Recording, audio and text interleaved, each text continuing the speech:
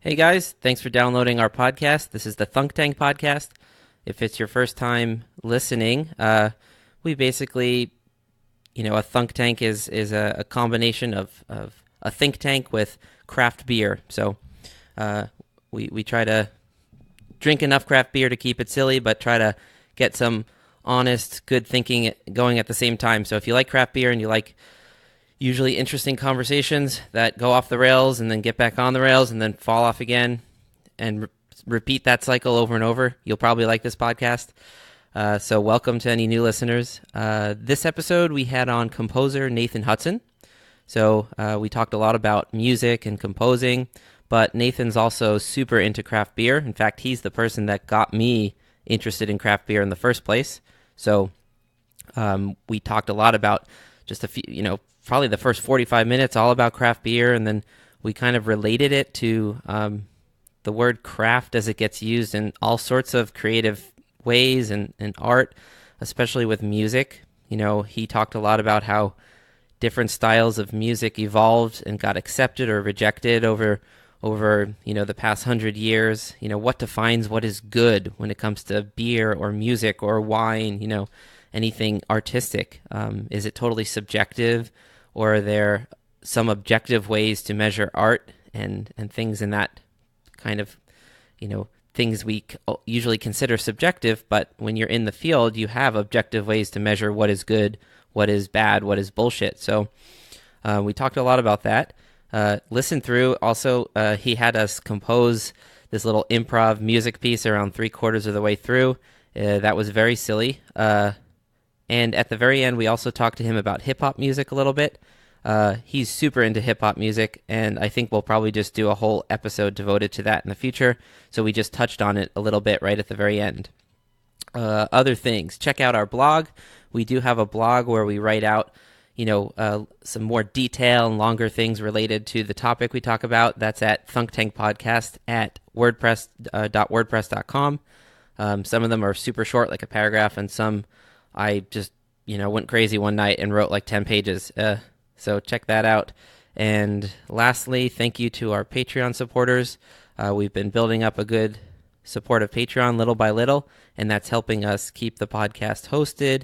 It's helping us upgrade equipment. So hopefully you've noticed our equipment has gotten better little by little. So consider supporting us there, patreon.com/thunktankpodcast. Links to those are always in the episode notes.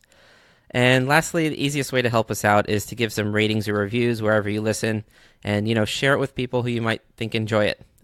That's the best way to share a podcast, is to get a personal recommendation, I think. So enjoy this episode with composer Nathan Hudson. Attention humans, this is a thunk tank. Please insert this podcast directly into your nearest orifice for viewing pleasure. Okay, you ready? Oh, shit. Welcome to the Thunk Tank.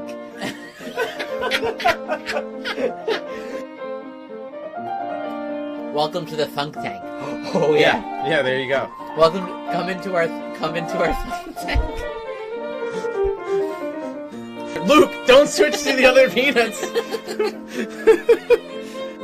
Welcome to the Thunk Tank. Come in the tank. We're thinking, and we're drinking, and we're thunked.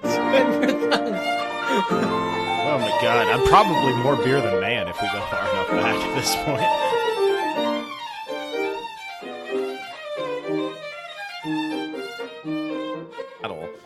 And just start stirring. It's live. Stirring. Wait, is it really live? Yeah. I think. Oh god. I think if you're going to talk about, I think I'm more southern than Nathan. If you're going to talk about point. stirring meat, I'm not going to not hit record. I technically am from farther south than you.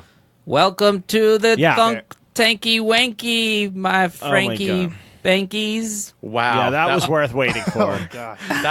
Ladies and gentlemen, that's how you open Thunk Tank Podcast. So welcome. So we have a very special guest today. A returning guest of the podcast. Because he's so good. Well, he's great because he's from Georgia. He brought 5 amazing beers with him.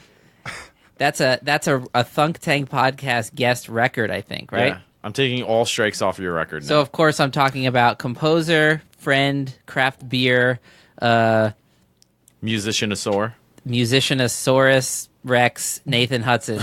Welcome back to Thunk Tank. I'm going to give him a little clap. That's a pretty good title. Yeah. Hello, thanks for having me back on the podcast, y'all. Yes. And we have Johnny Genie back with us too. Hey, kids. Back with us? What do you mean? I don't know. I'm just trying to make things exciting. You don't have to act like I'm guaranteed given. Make it sound like it's something extra. You're welcome, everybody, for me being. Yeah, but you're a here. genie. Like you come to and fro. Like you never know where you're going to be. Oh, I'm froing all over. See, that's what I'm talking about. I don't know what that means, but it sounds like genie talk. So Joe's back up from being at Johnny's place. So we're at That's right. a normal cast where it's just Johnny alone. He's probably naked, as he usually is when we record these. Well, genies are naked, right? And do they wear? What do they wear? Do they wear something? The clothes are just their skin, like projecting clothes. Are genies blue? Or is that just Aladdin? That's the Disney ones. Did he have pants or like just a turban or some shit? He had a wispy little tail because he was linked to the lamp. He didn't get legs until he was freed from the lamp. But he had little gauntlet What kind of things. metaphor is that? He had little gold bracelets that turned out to be like part of his chains, I think. I think they that's break right. when he gets free. Yeah, because they broke off when he was like set free. But then he just had legs and he was running around in the desert. I don't remember that part. Yeah, if you watch Aladdin, he's the guy at the beginning telling the story. No, he's not. Yeah, he is, because he has the lamp there, and he's telling the story, because the lamp is just, it's just a thing. Nathan, what do you think? There's a whole other story. Wasn't there like an older guy who you're introduced to who's like at the market who begins the story? Yeah, that's the genie. He still has some of his powers, he's just freed from the lamp. Wait, and he's like an old dude at the end of it? Well, he's not going to go around as a blue guy in, 800s Middle Eastern times. He's going to get rightly, ran out of town. Be like, why are you floating an inch above the ground in light blue? And why are you blue? And why do you sound like Robin Williams? But why is free? I'm not buying that. Mostly why I'm not buying those apples from you because something's up with them too. I bet. But why does getting free involve like legs? Like I'd rather be able to fly like a genie. Yeah, but you can't fly, and you can't fly away from the lamp unless it's part of your lamply duties. Well, All right, I'm going to get us back on the rails and ask you, Johnny, what beer are you drinking? I'm drinking a beer from New Belgium Brewery, 100% employee-owned craft brewery from Fort Collins, Colorado.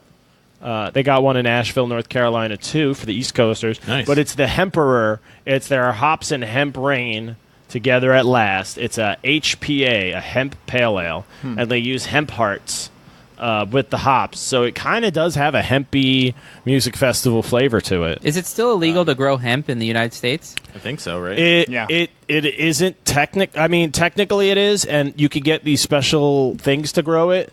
But it's so prohibitive, the cost. Like, you need to have razor wire around it. It has to have security cameras. And, you have to have lights on it at night. Like, you have to treat it. You have to treat it like it's as if... No, because you can't even do that with weed for research purposes. You have to treat it like if you know what I mean? If somebody climbed over the fence and touched it, they would die from it, So, Johnny, I want to just real quick... you said it has a music festival taste. In 3 adjectives, what would that be? And you can't use weed adjectives. Wow, laying down the law. I like it. Wait, what's a weed adjective? I don't know. So it's sort of like an... It's like an earthy... It's an earthy herbal... Well, I can't say it's weedy. It's an earthy, kind of herbal, grassy You can't say sweat any of smell. those either.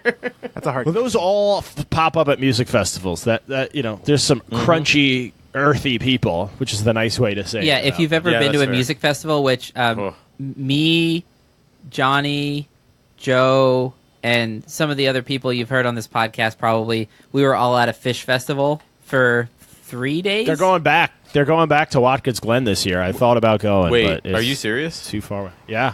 Dude, I would totally go back to that. That was a crazy time. So if you've been to a festival like that and someone says it smells like that, you know what that means. Yeah. It smells like dirty hippies, but if you didn't care that it smelled bad. Interesting. Yeah, the beer sounding really appealing. All right, Joe, to you now. Well, what do you think? 3 adjectives. I meant the clouds of weed smoke too. Oh, the clouds of weed smoke. Yeah. Okay. Yeah, I'm more that on was that. part of yeah, it the too. dirty You just said hippies I wasn't are- allowed to. Yeah, the dirty You said I hippies wasn't are allowed very to use distinct those in my True. descriptions. That's true. I did say that. What am I describing in 3 adjectives? Or fewer? A music festival smell. Oh, God. Rank. Foot. Balls. I was gonna say That's a noun, but you know. I was gonna say Well, so Is foot? Is foot? Yeah. I was gonna say. what, Johnny? Fair point. Have a foot day. Okay, cool. So what beer did we have before? We had one beer as we were setting up. What? was it? What beer? What beer you guys drink? Yeah, what do you got here, Nathan? Son? So all four of us are doing kind of a round robin share on all these beers, and so our first was a beer called 4 Year from our good friends at Finback Brewing Company in Queens. This was their 4-year anniversary IPA. It's a triple IPA. Is that the one we picked up on Friday? Yeah, exactly. Fuck yeah. Wait, so why do they call it that? Why is it called 4 Year? I'm just kidding. You just explained. Sorry, go I on. was like, Johnny, you must have had a long day. Nathan, he's warming up It's a for new the genie. character. Yeah. I'm working on. Guy who doesn't get it. No, he's That's genie actually a prepping. great character. The guy who doesn't get it, like even though it's the easiest fucking thing to get. No, I like that though. Yeah, so this is Wait, but Luke, it's a character. God damn it. Wait, Luke. so is the character working. that you do it on purpose, Johnny? I don't quite get it. Sorry, what? Luke, I think you just answered your He's own always question. going to not get it to me. No, Yeah, you I can't actually wait. am confused. I'm just glad it works with the character. so we're drinking. What? It's a triple IPA dry hopped with Mosaic, Citra, Amarillo, Columbus, and both Mosaic and Citra lupulin powder. And for those at home who are not aware Dude. what lupulin powder is, if you were to take the hop plant and you kind of deconstruct it and you let that dry out, there's a yellowy, powdery substance. It makes you trip balls. Let's say you've ever been to a state where It's- weed is legal. It's It has, basically hash. yeah, it's hop basically hash. Oh, that. does it really? I just assumed from his description it makes you trip balls. I didn't actually know.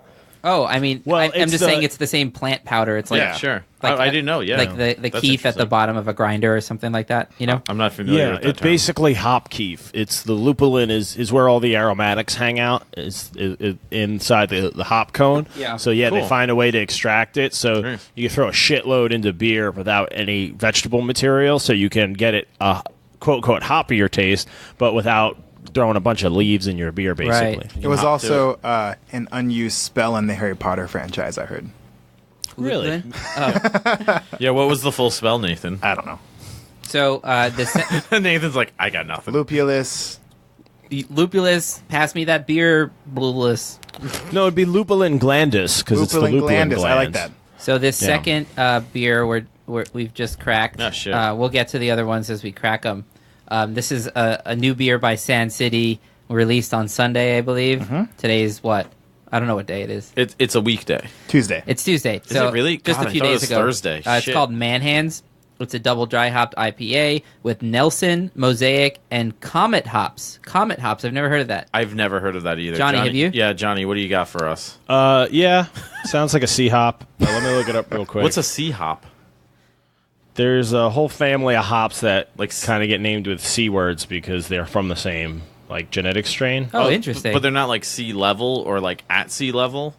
It's not like I don't think it's like ABC. No, It's also kind of worth pointing out that this Manhands beer is a collaboration with the brewery called Barrage Brewing, also here. I thought it was Barrier Brewing. Is it Barrier? Is it? I thought it was let me check. Barrage. Barrage? Barrage. It's indeed Barrage. Oh, it is Barrage. Yeah, Barrage Brewing from... But they collab with Barrier too, don't they? yeah, they have, yeah. Yeah. Yeah, they collab with a lot. Cool. Collaborations are cool. I mean, it's almost like any kind of art when you collaborate. Like you're saying, like here's how I approach things. Here's how you Yeah. approach things. Let's meet in the middle and like Sure. get the best of both worlds. I actually, Johnny, maybe you have some insight on this because I've always wondered about beer collaborations. Do you know like how that actually works? Like, what actually Yeah. happens? Does like two brewers just like hang out and they figure out some sort? Like, so beers they that have they're to find out exactly whatever the halfway point is between the two breweries, and they actually build a brand new brewery there. No, I'm kidding. yeah, I'm like squinting. Like, where is he going You with said this? Shinjo's face. He was into it. He was like, I was like, okay. maybe Yeah. it's a metaphor. Yeah. No, it's good that there's no camera, but it's also bad because you guys would have caught me. I had a stupid, shitty grin on my face. Yeah. Just, As oh my God, good they're going there. for it. It doesn't They're help. going for it. It doesn't help that your default picture when your video Is a isn't cow. working. Yeah, it's like a furry cow. Yeah, It's a Highland When cow. Johnny Yeah. Johnny We'll doesn't get have into video those for later. Skype. That's what we're talking about. And his picture is surprisingly close to looking like Johnny. Yeah, no, it's not far off. It really isn't that far off, no. Yeah, but Yeah, it's just red hair. It's a little more red than mine. Yeah. but yeah. So what can you tell us about collaborations? So collaborations are pretty big, and especially in the craft beer world. Like, who just did a big one? Sand City and Burial. They're in totally different parts of the country. They're not really in competition with each other. So it's a way to kind of share fans, But what a bunch what of are they burial actually drinkers sharing are going to from their learn. own breweries? Just like their like philosophy. So or- it generally whoever hosts it, one of the breweries has to decide to host, and whoever hosts it gets kind of say about packaging and releasing and stuff like that. But it all depends. If you're inviting someone to do a collaboration, they might you might be like, hey, we want you to come do something here. We want to do one of your beers, not one of ours. So Yeah, right. what do you like that. But yeah, they work on it, and you get together and you make the beer at one of the brew houses. And you probably Some like to enjoy do each if other's they're company and just get Absolutely. drunk and stuff. Well, there are. it's just to see how you approach the process too from different ways. right. It's a chance to get to see different equipment, so you're not using your own equipment all the time, and you get boxed in with thinking about how things work with your stuff. Right. And there are also, I know, the more, actual hard collabs. I just heard of one. There's a brewery in Texas called Jester King and a brewery in California called Casa Agria. And they just collabed on a wild ale, and I know that at Jester King, they asked Casa Agria to bring some of their wild strain, to put into the beer that was brewed in Texas at Jester King. Cool. Oh, interesting. And so they actually brought So a that's part very of them. that's very regional cross collaboration. Sure, yeah. too. That's cool. I like that. Now, Well, yeah. Now, one thing, Jester Johnny, King that I is- thought was really interesting was you mentioned how often these breweries are not near each other, so there's not necessarily a competition. But in New York, all the time these breweries are collabing. Yeah, but you're not in the same competition because there's just so many people, Oh, Sure, of course. in a place like New York, for sure. Yeah. Yeah, absolutely. Yeah, it's just good then because now you're getting exposure from each other's. Yeah, and there are some fans, breweries you're out not- here who don't collab, True. single. Yeah, That's okay. Yeah, I mean that could just be a decision of someone high enough in charge who's like, that's not my jam. I don't want to do that. Yeah. yeah. I mean, it's a big thing. It's like, hey, can we come over and learn all your trade secrets? To some Yeah. people, Yeah. they're not cool. They're not cool with that. But the market's so inundated with craft beer. I feel like you would kind of be a fool not to collab because it's almost like making an alliance, isn't it? It's cool. I do like the vibe Yeah. because it's like, hey, we're in this for the craft of the thing, not But- for yeah, our exactly. own. there's also like craft beer. There's always new people coming to it. It's Yeah. really still Yeah, of pretty course. small. I think most the domestic beer market is still the big guys like Miller. I think Bud and Miller are still 70% That's or 80%. That's so as weird. big as craft beer has gotten, yeah, it's still small, and it compared to liquor and wine sales, I think it's even smaller. So I think with the type it's it's just good to get more exposure, and because there's so many types of beers. There's beers wine drinkers will like. There's high gravity beer that cocktail drinkers would like. People don't know about it or don't know how to get into it. Craft beer has an advantage, I think, where their fans and their followers, they're very passionate, and I just maybe that exists in wine and liquor worlds, but I know people who are into both of those, and it's I think that's way more niche than the craft beer world for sure. the wine world, to me at least, from being outside of the wine world, maybe that's the reason, but it seems a bit more well, it's more like restaurant people.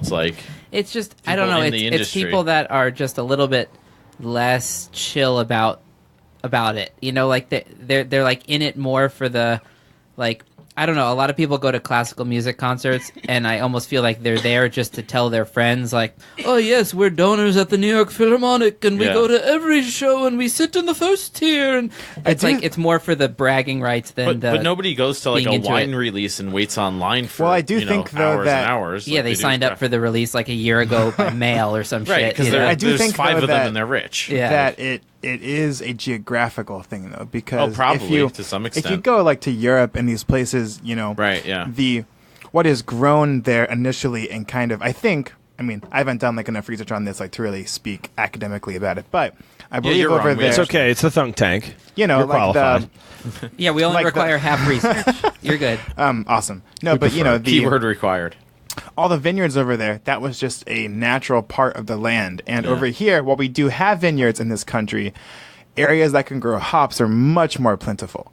And so it's kind of something that really comes from our land, whereas in Europe, the wine really comes from that land. And I've not gone to Europe actually or hopped on that wine culture, but I think it is not at the same level or like kind of interactions as the U.S. craft beer scene, but I think it is pretty important there, though. It also has a much bigger history that Absolutely. goes back in time, and so it just had longer for it to catch on in culture and for it to become like an academic thing where people, you watch those documentaries on Netflix about the people studying for the sommelier exams. Oh, it's a crazy documentary. It's called Somm, right? Oh my god! And there's also a follow-up called Somm More, is it? Something like that? Or Some more. It's pretty clever. Yeah, it's also something called. like that. It's also called to go fuck yourself. It's something clever, but you know, I mean, on one level, you watch a documentary like that and you see what these people are tasting, and on one level, I want to call bullshit, but on another level, I'm like, damn. I feel like you can't I wish call that bullshit, exists. yeah. I mean, it seems like because they get blind tested and they're able to like taste a wine blindly and then tell you what year it's from, what region it's from. But you can't even do that much with beer. Yeah, you can. I mean, people. No, get but I pretty mean, like, good. Absolutely. There is a version for beer. It's called the Cicerone program. Well, so there you go. Then It's the the same thing. beer version of sommeliering, which you have to get it. You have to know all the styles there are. You have to be able to spot them. You have to be able to spot off flavors too. You do like blind tests, triangle tests, where one is different than the other two, and you have to figure out what's different and which one it is. And during the exam, you aren't allowed to whine about it. Okay, guys, something came up. We have to end the episode. Yeah, We actually we gotta have a talk go kill with Nathan. Nathan. We'll be right back after these commercial messages. My comment is going to have some grape repercussions. Okay. I think we just kick him out at this point. Yeah. I can barely handle this. Wow. All right. No, we're back, God. ladies and gentlemen. Now, Yeah. what I do want to say no, is Nathan, that- hop to it. Oh God! Now the pressure's on me. Yeah, Luke, you got it. You got to deliver, baby. is that Come on, Luke. That's the yeast you can make. Come on, Luke. Luke, you're fucked. outside of Let's put this in a beer can and leave it alone. Oh my God! Yes, that's how it's gonna end. outside Luke ended on the lowest note possible. Good job, Luke. My Way to skill kill it. is That's definitely good. not in coming up with puns on the spot. That's just not my in my Yeah, beer. Luke, you're Sorry. Luke. I'm sorry, but we just psychically talked about it, and you're kicked out of the podcast. Oh my God. Anyways, so you got the Cicerone program but I do want to say also for that beer tasting. Yeah. But you also have people who are like, nah, fuck that. Like I've been just making beer, or I've been drinking beer for long enough. Like I don't need that. That's bullshit. So you have both. Yeah. No, I know. There's The same way there's wine drinkers who are like, yeah, fuck your sommeliers. They're full of shit. But there's probably a lot Yeah, of wine on it- drinkers too who are like, oh, beer. Like there's nothing intuitive about beer tasting and Sure. figuring out So I mean, there's snobs. Well, on the beer all sides. is historically a barbarian drink. yeah. That's just how it was Well, defined throughout history. Wouldn't it be and fair wine to say was beer drinkers like today generally seem to like be the more like rowdy type crowd, whereas wine drinkers, although you can get wasted on wine, obviously they tend to be more classy with their consumption. I think over the span of, if you look at society, at least here in America, Yeah. for sure, right? Yeah. I think that's just You aren't drinking like, wine at NASCAR.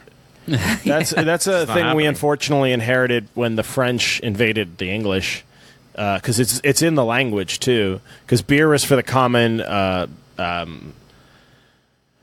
Anglicans or whatever, and the Saxons. Yeah, the Saxons were the ones who invaded, right?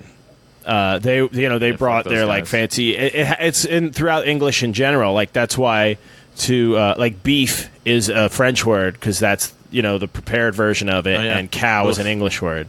Like beer versus wine, it was just certain things got reserved for like meaning fancier than the other, and that was like the It's just a weird thing of the English language. But yeah, it's definitely a thing between one kind of really beer interesting and thing I think that might kind of be like related to that is that going back on the concept of beer collabs is that there have even been recently, especially, collabs that happened between a brewery and some other organization that's not beer. The most well-known one recently has been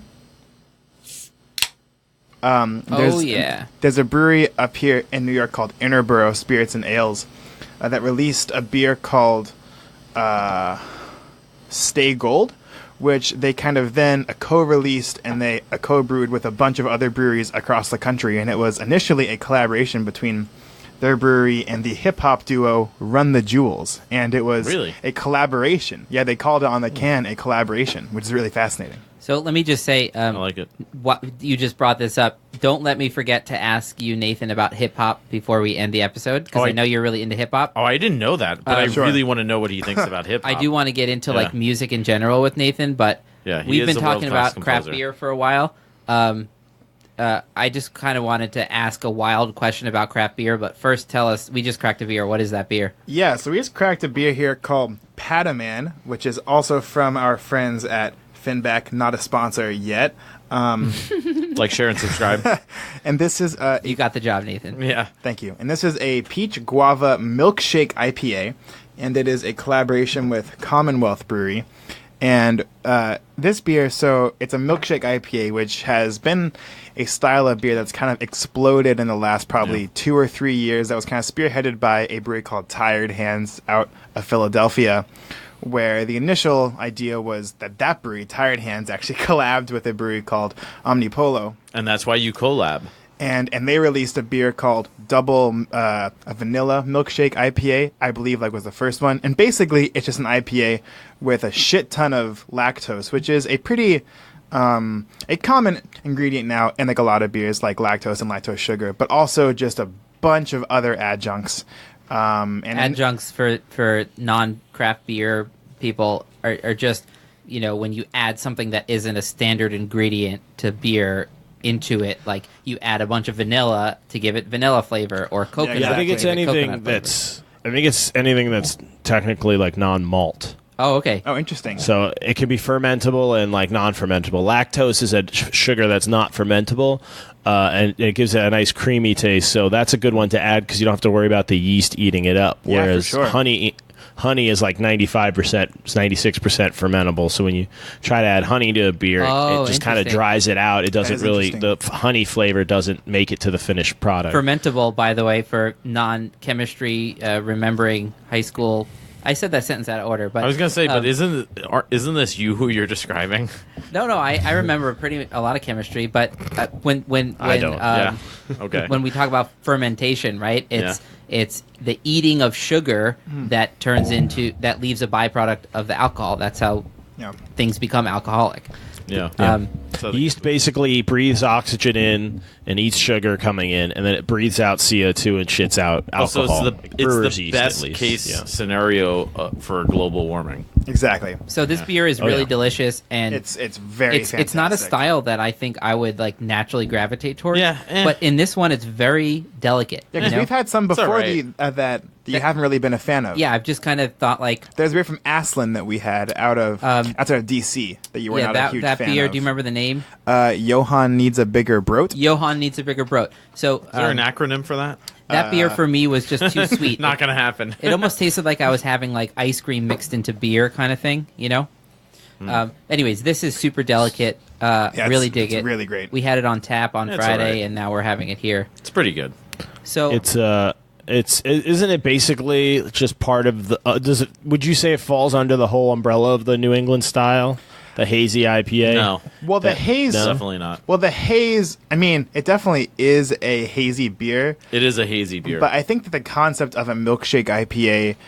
I mean, it began in Philly, and then it kind of, I think, equally sprouted in, a lot of parts of the country. A lot of breweries have their own takes. Luke and I just had one from Georgia, from that brewery there's a brewery down in Georgia called Cherry Street Brewing, and we had like a tangerine popsicle milkshake IPA, and there are a lot out of California and a lot like out of Texas and then all over the place. So I don't know if that's exactly a New England thing, but this beer is definitely hazy, and it's definitely hazy though, Johnny, in terms of like fitting in the large umbrella of the category of hazy. Absolutely, IPAs. You look at the body. Well, of it Heady itself, Topper was the first one, right? That's why they call it the New England. Heady Topper. That was the it's OG. up in Vermont. The original gangster IPA. Alchemist's Heady Topper. They used to tell people just drink it straight from the can. They still do. Thought which you gotta love, like on the back of their can too. They say, "Don't be a douchebag. I drink out of the can." Right?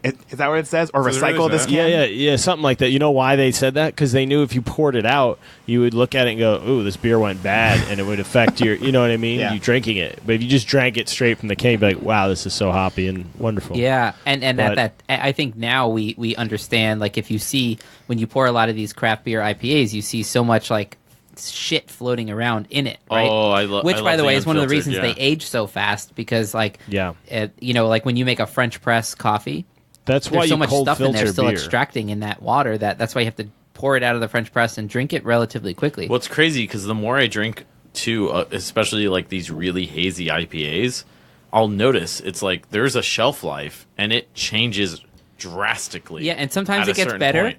Right? Well, it can. Like, let's say, like day 1 after canning, it tastes a certain way. Day 3 might be better. Up to day 7 could be better. Remember that what was that After year that, we it had? tends to nosedive. We had like the most sour ever, and the first from the Veil? From the Veil. answer. No, from the Veil. And the first one we had triple fruited passion fruit. we were like, goes this is down. like the most intense psychotic beer we've ever had, and then we had another like a week later, and it was one of the best beers we ever had. It was we were Interesting. blown away by how much better it was after. Yeah, the another aging week. process in beer, Yeah. I can't exactly relate to this, but it sounds a lot like having a kid. It's great for like who knows how long, and then there's And then it starts to suck more and more. For all you parents out there, I'm kidding. I'm sure your children are kids, fantastic. kids suck if you're trying to Do drink parents beer. listen to this? But Luke just looked at me like, I don't think people listen to this. If you're a parent, like, share, and subscribe. Dude, you're hired. Nathan's good. Yeah, he's killing it. Yeah. you're on the team. You're dude, down to yeah. -1 strike. We can only pay you in beer, though. That's fine. And you have to share it with us. I can tell you he's game on all those fronts. He would have done that without the podcast. So I got 2 craft beer questions for you, Nathan. Okay. One of them will be the one that leads into like some music shit, but I'm about I think I'm coming up on like 2 years that I've been into beer at the level of like Craft. I go to releases. I get a lot of great beer. It's been a couple of years now, for sure. I'm about to make a road trip up the East Coast after visiting Johnny, and I planned the road trip around stopping at breweries and shit. Yeah.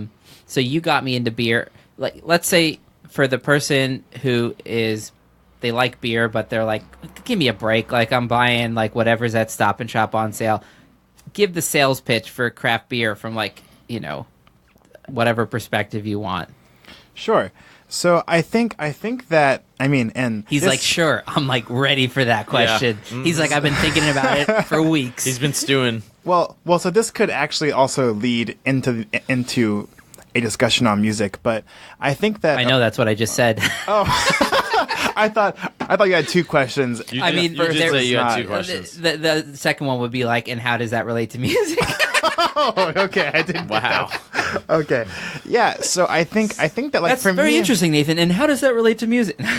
well, for me at least, when it came to beer, I was really, I guess, fortunate in my kind of beer history, in that once I did turn 21 and was able to go to breweries, I was surrounded by people, mostly my brother, who sort of made me drink nice beer. And at the time, I don't think he really knew much about it either, but it was a kind of like if you're in a class or something at school and you're told, like, you should learn this subject because just kind of like, trust me, it will be good for you. And then after like a little bit, at least for me, the concept of craft beer was much more about just becoming aware of what I'm drinking. I think so often that as humans, when it comes to what we're eating or we're drinking, a lot of us just sort of eat and drink without actually thinking about what we're eating. You shove the burrito down your mouth hole right before you, like, the amount of times I've been in my car and I'm like starving, like going from student's house to the next student's house, and I'm shoving like a Starbucks like peanut chicken whatever wrap into my mouth. And then, like, I just, like, quickly swish some water in my mouth to, like, make sure I don't have food in my teeth. And then I just, like, ring the doorbell. I'm like, what's up? Meanwhile, there's, like, it's not even in my stomach yet. It's just, like, there's a whole wrap just in my esophagus, right? I believe the word you're looking for is gullet. Well, that was what exactly is my same mental image I had when I first started, was that exact scene. And so that's not mindful eating. Let's put it that way. Yeah. Why does you being a slob? Why does you being a total slob have to do with like craft beer and music? Well, but I think you really tried to derail yourself there, Luke. Like, I think that just like the concept share, and subscribe.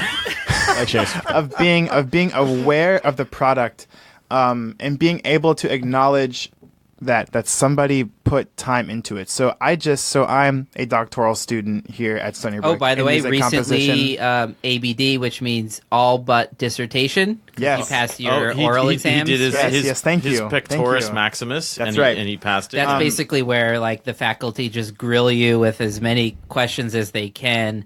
And your job is just to like basically have a verbal sword fight with them and Are win. you telling me after like all the school, you just basically have to survive a faculty like roast of you or whatever? It's not a like roast they just per se. Inquisition roast you, and then they go, "All right, you're a doctor now." That's how it happens. That's how they finally. So this ties decide? back in. Yes, but so this ties back in. So totally. But what Luke was talking about was I had this thing called the oral exam. And in that exam, the pants came down. No, so it's just kind of like a broad-reaching conversation about that's music. something I would say. Since 1900, that kind of covers large trends, but that's because of your area of expertise. Yeah, right. Yeah, okay. And so one of my panel members was asking me a lot about other kinds of cultural influence on these pieces, and I wasn't really aware of a lot of things that were happening. I mean, I knew like some basic details about like the art movement or literature movement, but I wasn't exactly aware about how these things are all coming together to impact what I do music. And so when it comes to beer, if it's something that I'm going to be drinking all the time, like coffee or like whatever, having an awareness of kind of all the other elements that go into this product that I'm kind of always consuming helps to sort of elevate an appreciation. I think that also just along with that, the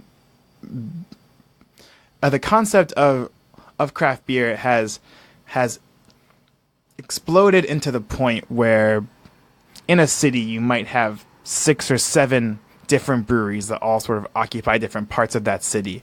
And it really has, I think, like taken on the role of kind of like an iconic deli or a pizza shop or a coffee shop or a bagel place. You go to Queens and you have people who they go to Single Cut after work. They go to LIC after work. They go There's to a big after work vibe at breweries, I've noticed. Yeah, can I jump in there just quick? Please. Because I totally agree with you. And it's something that is like a new phenomenon in America, which is nuts. If you go to the UK or Europe, like they've had the pub culture has been around for like 1,000 fucking years. And we had it in America too, and Prohibition killed it.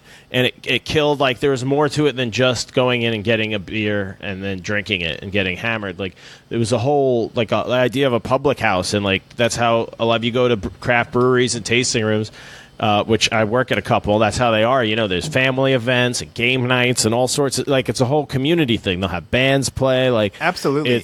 It used to exist, but after Prohibition in America, bars just became associated as this like seedy place. Like, hey, there shouldn't be kids in a bar. You could smoke and curse and fight. Like, that's exactly over in a what the fuck is that?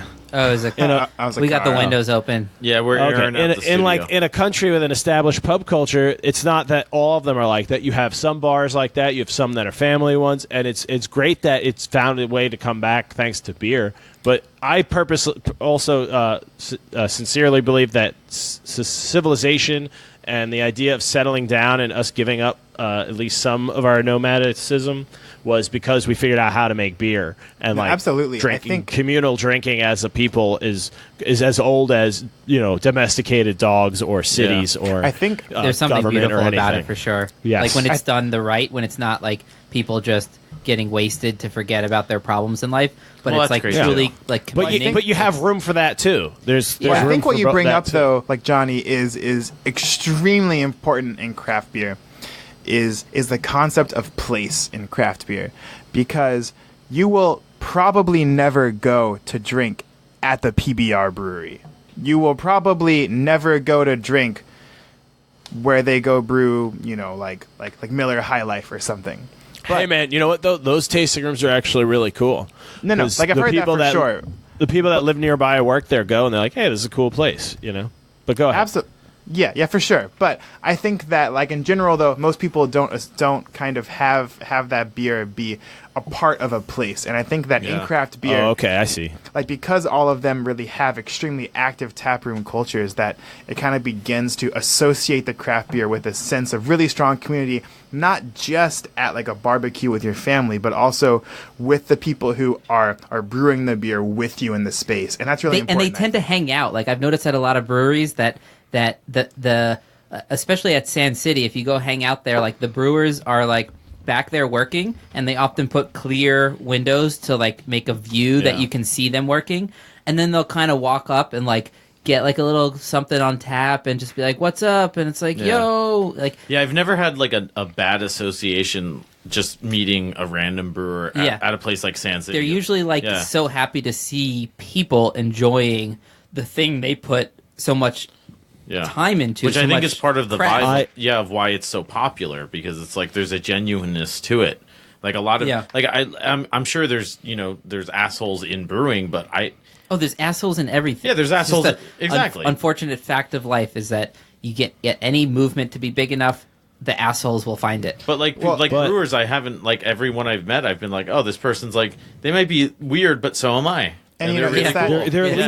They're at least interesting. I give brewery tours, and sometimes, and I always tell people, like, if you ever are in a brewery or a tasting room and you're talking to like a brewer that works there, or like an actual like brewer, like buy them a beer and get them going, because they're all like mad scientist types on some level. It's that same kind of concept too. Johnny's saying it's just great to. I've done it. That. Yeah, I've done it before. Buy a brewer a beer and just like get them started. Be like, no, how do you really feel about this or that? And they're usually interesting people at the very least. How do you feel about Obama? It's that same concept. Not necessarily politics. It's that same concept too, like about the concept of just having a place to go. I think is just really important. So as a part of my music, there's a thing that I was a really big part of this year in New York, which was a series of concerts that I curated. Was this the one I was involved in? Yeah. Nice. In Brooklyn at this place called Misan Place, and I curated a concert series called Scripted. Yeah, this was amazing because Nathan combined music and craft beer. Yeah, killed it. So I made this event called Scripted Open Mic, and the idea was I tried to place new contemporary music in the place of your local bar where you would go after work to have a beer. And I think that, all that like we've been talking about, it all just sort of ties back into that. And one last thing, I can get more into that like concert series later if you want. I don't want to necessarily start that now, but it'd be kind of cool for us to kind of get deep in that. Yeah. But one last thought on craft beer is what Johnny was saying about buying a brewer a beer really kind of goes into one thing about all of these craft breweries that have been popping up is that they don't necessarily distribute their beer wide ranging.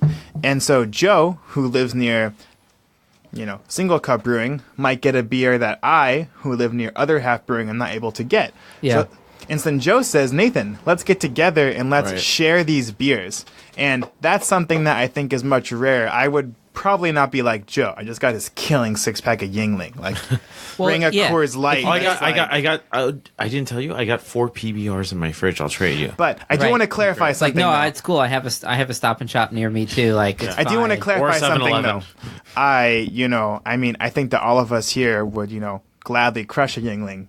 Right. Oh, especially with like certain. What I want to say is that like the best beer is Miller Lite. Like there's a glass that I own, a beer glass from Tired Hands Brewing, who we've already mentioned, with the milkshake IPAs in Philadelphia, and the glass says, "This is the best beer I've ever tasted." And at first I thought, what an arrogant fucking glass. And then I thought, no, what a beautiful concept. They're saying, yeah, I like it. They're saying that whatever liquid is in this glass is the best beer that you've ever tasted, and that's really cool. But I do think, though, that the concept of wanting to share a beer with somebody else has kind of been really spearheaded by the craft beer movement, I think. Oh, I think definitely. I think embedded in craft beer is sharing, not only sharing beer like we're doing. So, like, obviously you can't see what we're doing, but we're not, like, each cracking our own beers and drinking it. Oh, shit. I was supposed to stream this on Instagram. I'm going to do it now. I'm going to queue it up. You can. I'm going to do it. I don't know how. What we're doing is we're cracking open a beer and pouring it all around, So, and that's the one type of sharing. But there's also the, hey, I can get this. Like, I'm about to go down to Johnny's place. I'm going to bring beers from New York that he can't get down south, and like that's like a really cool thing. It's like every time I travel, I think to myself, like, what should I bring the people that they can't get where they live? And what's important, too, that I kind of want to say is sometimes the beer is not always the best beer, but that sounds kind of a bad way to segue, but we just cracked a beer by a brewery called McKellar, which now has a New York branch, which is next to, or no, it's a part of City Field, or like next to it. Under it. And this is a black mosaic IPA. We learned from our episode 19 with Kevin Clowther, author guy. Author guy. You could just say author. I could throw guy after any job title. You delegitimize. He's a surgeon guy. Yeah, he works at the alley behind the Stop and Shop. That's how my brain tagged it. Right, I was like, the author guy that was on the podcast. Guy. I'm not judging you. I'm just he was saying how McKellar is the other twin from Evil Twin Brewing. Right. I forget which beer he brought. It was pretty good. Is this one? How is this one? This one, I feel like we can be honest with our beer reviews. Yeah. I mean, well, you have to. This is a beer that I don't think is great. Wait, is this the beer that you just sniffed and made that face at me? And I was like, yeah, I did make a face. No, I made the same face. Like, I think in beer, it's a lot like music. There are so many amazing craft breweries now that like each person has their own preference. And this beer, I don't think for us in this room is our favorite, but it's important though to be honest like that. Same thing in music. Like if you hear a song and you don't like it, then just like say you don't like it. Well, it's funny you say that because I logged a beer on Untapped, which is for anybody who doesn't know, it's a beer rating app. Which, by the way, I had an idea for an app called Just Tapped, which is a sex rating app, but we'll get back to that later. We'll return to that. Yeah, in due process. But it'll come up. I logged. I forget what brewery it was, but I logged. Well, whether it does or not is going to determine the rating. Brewery for the Empire. But I logged. Speaking of classic erection. Anyways, I logged a rating, and it wasn't a great rating. I think I gave this beer. I think it was actually rated higher than what I gave it. It was rated like 4.1 something. And I rated it a 4, but I gave this what I thought was a really nice description. I was like, "Oh, this beer is really good for this type of vibe," and like I think I said like summer porch vibe or something, And the brewery themselves liked or they toasted my rating. They were like, "Oh yeah, that's happened cool. to me with Finback. Yeah. I logged in a Finback I had, and they cheersed it. But I think it was because of my description because Sure. I rated it lower than their average. But I was like, oh, here's when you should definitely drink this. Also, they're just happy to see you enjoying their beer. Yeah, no, I still enjoyed it. They just know you're a dick about rating beers, and they're like, if we say anything negative, he'll knock it down to a 0. So we have to be nice. So they trolled the Give him troll, the Yelp special. Interesting. So help me out. I'm gonna. So what McKellar beer is it again? What's the name of it? It's give the called name. Black Mosaic. It's pretty awful. Black. It's called black mosaic. Oh, I thought it was a black. A mosaic. But isn't that funny though? We were talking about styles. It is a black mosaic, though, Johnny. What does I've a never black heard of that. IPA mean? What does that stand for? A black India pale ale? How's it black and pale at the same time? Like Fair a pale point. ale is That's a good point. specific Pale color ale. word. So it's kind of silly to call it a black pale ale. But, Fair enough. And also talking about collabs before. Sorry, we're going full circle on a few things Sorry, here. I like McKellar circles. was one of the most famous gypsy brewers, which I'm in love with the idea of being a gypsy brewer, where you don't own a brewery, you contract brew at different breweries. You just go there and pay them to use their system. Yeah, we got a and then couple you sell here the in New beer York. We got under Grimm, your and brand. we got Root and Branch, but they both actually just bought breweries, so sellouts. Buyouts, you mean? Buyouts? No, I'm kidding. They're not. It's getting easier to buy a little system these days. So Yeah. So in terms yeah. of what you just said, Nathan, this is definitely a connection. You got to help me work out the thought, because I just had the thought like last night. Generally, when I have a cool thought, it like just pops into my head, and I work it out over a few days. So I'm going to try to do it right now. And it's that I've noticed this in the craft beer world, and I for sure noticed it in the music world, which is that there seems to be almost this social process by which people determine what is good, you know? And for a lot of people outside of that world, they'll look at something, let's take for music, for example, something really contemporary in music, you know, just like really dense, no tonal qualities at all. It's just, to a non-trained musical person, it sounds like random noise, right? But certain things get determined as like amazing that would sound like that to someone who doesn't come from the music world.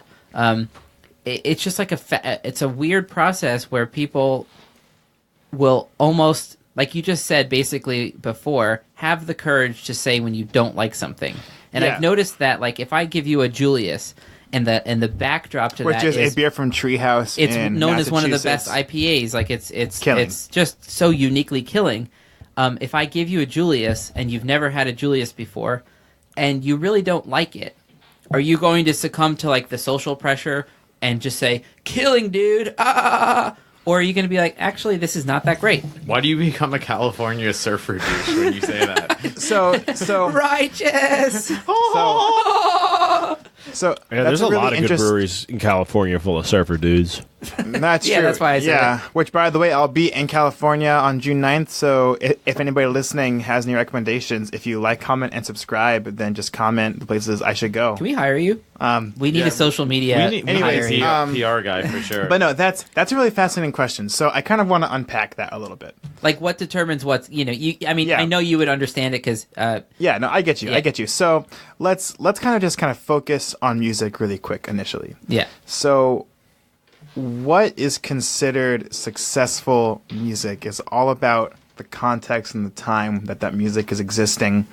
And then flash forward 60 plus years, what old people are going to then decide that To fund it. music was important and worth being included in a history book. That's so there ageist, but yeah, go on.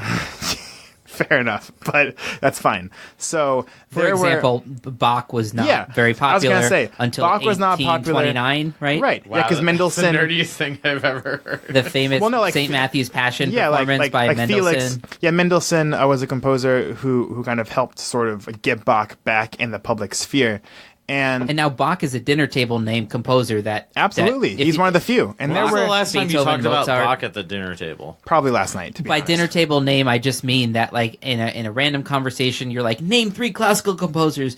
People would be like, Bach, Beethoven, Mozart, and fuck, that's it, you know? And so music. Alliteration. Yeah, And so music in general. true. You know, there are kind of always so many people making music. It's just what aspects of that culture, of that time, of that context is going to help make it meaningful and important, or especially in music, what's going to kind of help things have a step forward. And there's Now- a degree of randomness to that, too, I Absolutely, think. absolutely. Yeah. Now, I want to I'm going to kind of hop on my field exam, so shout out to Perry Goldstein and Margaret Shadell and Daria Simigan on my committee, because I'm going to 'Cause they passed you. Yeah, you passed me, enough, and I'm going to channel some of y'all's brilliant insight. So what is kind of like considered as a good thing in music that is worth remembering, which I think really can also tie back into beer, but I kind of want to get into music some, but it all can be related back to beer or coffee or tea or any kind of it all comes beverage. to beer, yeah. Right. So let's just, for right now, let's consider that line of music that is remembered. Let's just kind of like give that a label for now, and let's call it mainstream. Okay? So let's go back to Bach. Let's say that like at Bach's time, the kind of shit that Bach was writing would be considered mainstream, because it definitely was. Yeah. That's what everyone was writing. Now, he was turning out Bach's pieces a lot. Most of what he wrote were just every he was the basically what you would call the music director at the biggest church in Leipzig, and by doing that he was also in charge of 2 other churches or 3 other, so like 3 or 4 total. Absolutely. And every week at church you would have the service, of course, but the part of the service would be the new piece Bach wrote for that week, and it was usually surrounded by the text from the Bible that was relevant to that week. And so he was churning out pieces every week. So it's just a different context for composing music than people think of. So Bach's Usually. music was the mainstream back then. That's what, if we had craft breweries back in Bach's day, they would have been throwing down some Bach on the speakers, Dude. right? So let's kind of flash forward now to the turn. I'm trying to picture like a Bach They time had craft period. breweries back then. They're still there, some of them. Still making Absolutely. the same beer. Yeah, so let's kind of flash forward now to the turn of the 20th century here and kind of get like a little more modern and thinking about kind of what constitutes the mainstream and how that has kind of impacted what has kind of remained important. So let's start at like 1900, right? You had the composers who were really prominent, but most importantly, I think there was this young composer named Arnold Schoenberg who was writing music. Fair enough. I'll tell you that in a little bit. So Arnold Schoenberg. If this will affect your story, I saw you opening Spotify. We probably can't put Spotify on the internet, though. Fair enough. Why Well, not? then. So you'll have to use the art of your word to describe the music you were about to just play out of copyright. Yeah, but they didn't know that until you said it, Luke. The algorithms know that, dude. They You're an algorithm. Well, then Now we definitely imagine. Well, then can. imagine that you're at a brewery and you're clinking glasses and you hear the Pocatello Suite. The UPS commercial. You'll recognize it from that. Hey man, pass me a beer. Hey man, nice brew. Oh, the hops are killing. Yeah, we need him to be our PR department, I Okay. think. So anyway, He's pretty sorry. on Can we point. make a Thunk Tank commercial for our like Patreon or whatever, where it's just like the Bach cello suite, and we'll just get a friend to play it so that it's like it's free recording. Oh god, what a dank mouthfeel. And like it's all the brewery sounds of like clanking glasses, and then it's just us, but we're like actually wasted, and we're like, this is the Thunk Tank podcast. We hope that you consider contribution. I like your Thank version you. of us being wasted. Okay, so back to Schoenberg. Like, share, and subscribe. So So you're laying down what is considered mainstream music yeah, at different and the time reason periods. why I'm doing this Hard is to project back like what we consider, oh, this is the music that's on the radio. Right. It's like, what was the music that was the music everybody knew, everybody bonded over, everybody would hum to themselves. And so why I'm doing this is because ultimately I'm going to show that the mainstream is a fucked up idea. Shit, So- you're gonna tackle that in like the next 3 minutes? I am, and then Fuck. All right, don't worry awesome. though. All 3 of y'all are going to be directly involved. Oh, you we're just don't know all now, how so. yet, but you will be. So Yeah, I'm sold. Arnold Schoenberg was this cat who He was a human, but in the music world, we sometimes call people cats. Go on. he was also a cat. I want to talk so, about that more. Yeah. So I want so, Luke to translate everything like that. Yeah. So he had this By the really, way, he was a person. But go on. he had No, this don't be really derailed. radical idea where he was kind of tired of the possibilities that music at that point were giving him. So in music, there's lots of ways that we are constructing what we write, oftentimes using scales, which is just a series of different notes that go up and down. The classic for non-music listeners, the classic do re mi fa sol la Yep. ti do. We've all like seen Sound of Taylor Music, Swift? right? Like Taylor Swift Exactly. for sure. She invented music. Yeah. A-B-C-D, Taylor Swift. Right. So Yeah. we have Take these your top scales. off, Taylor Swift. and so we have these scales, Touche. and all the parts of these scales we can take and we can combine with each other and make things that are called chords.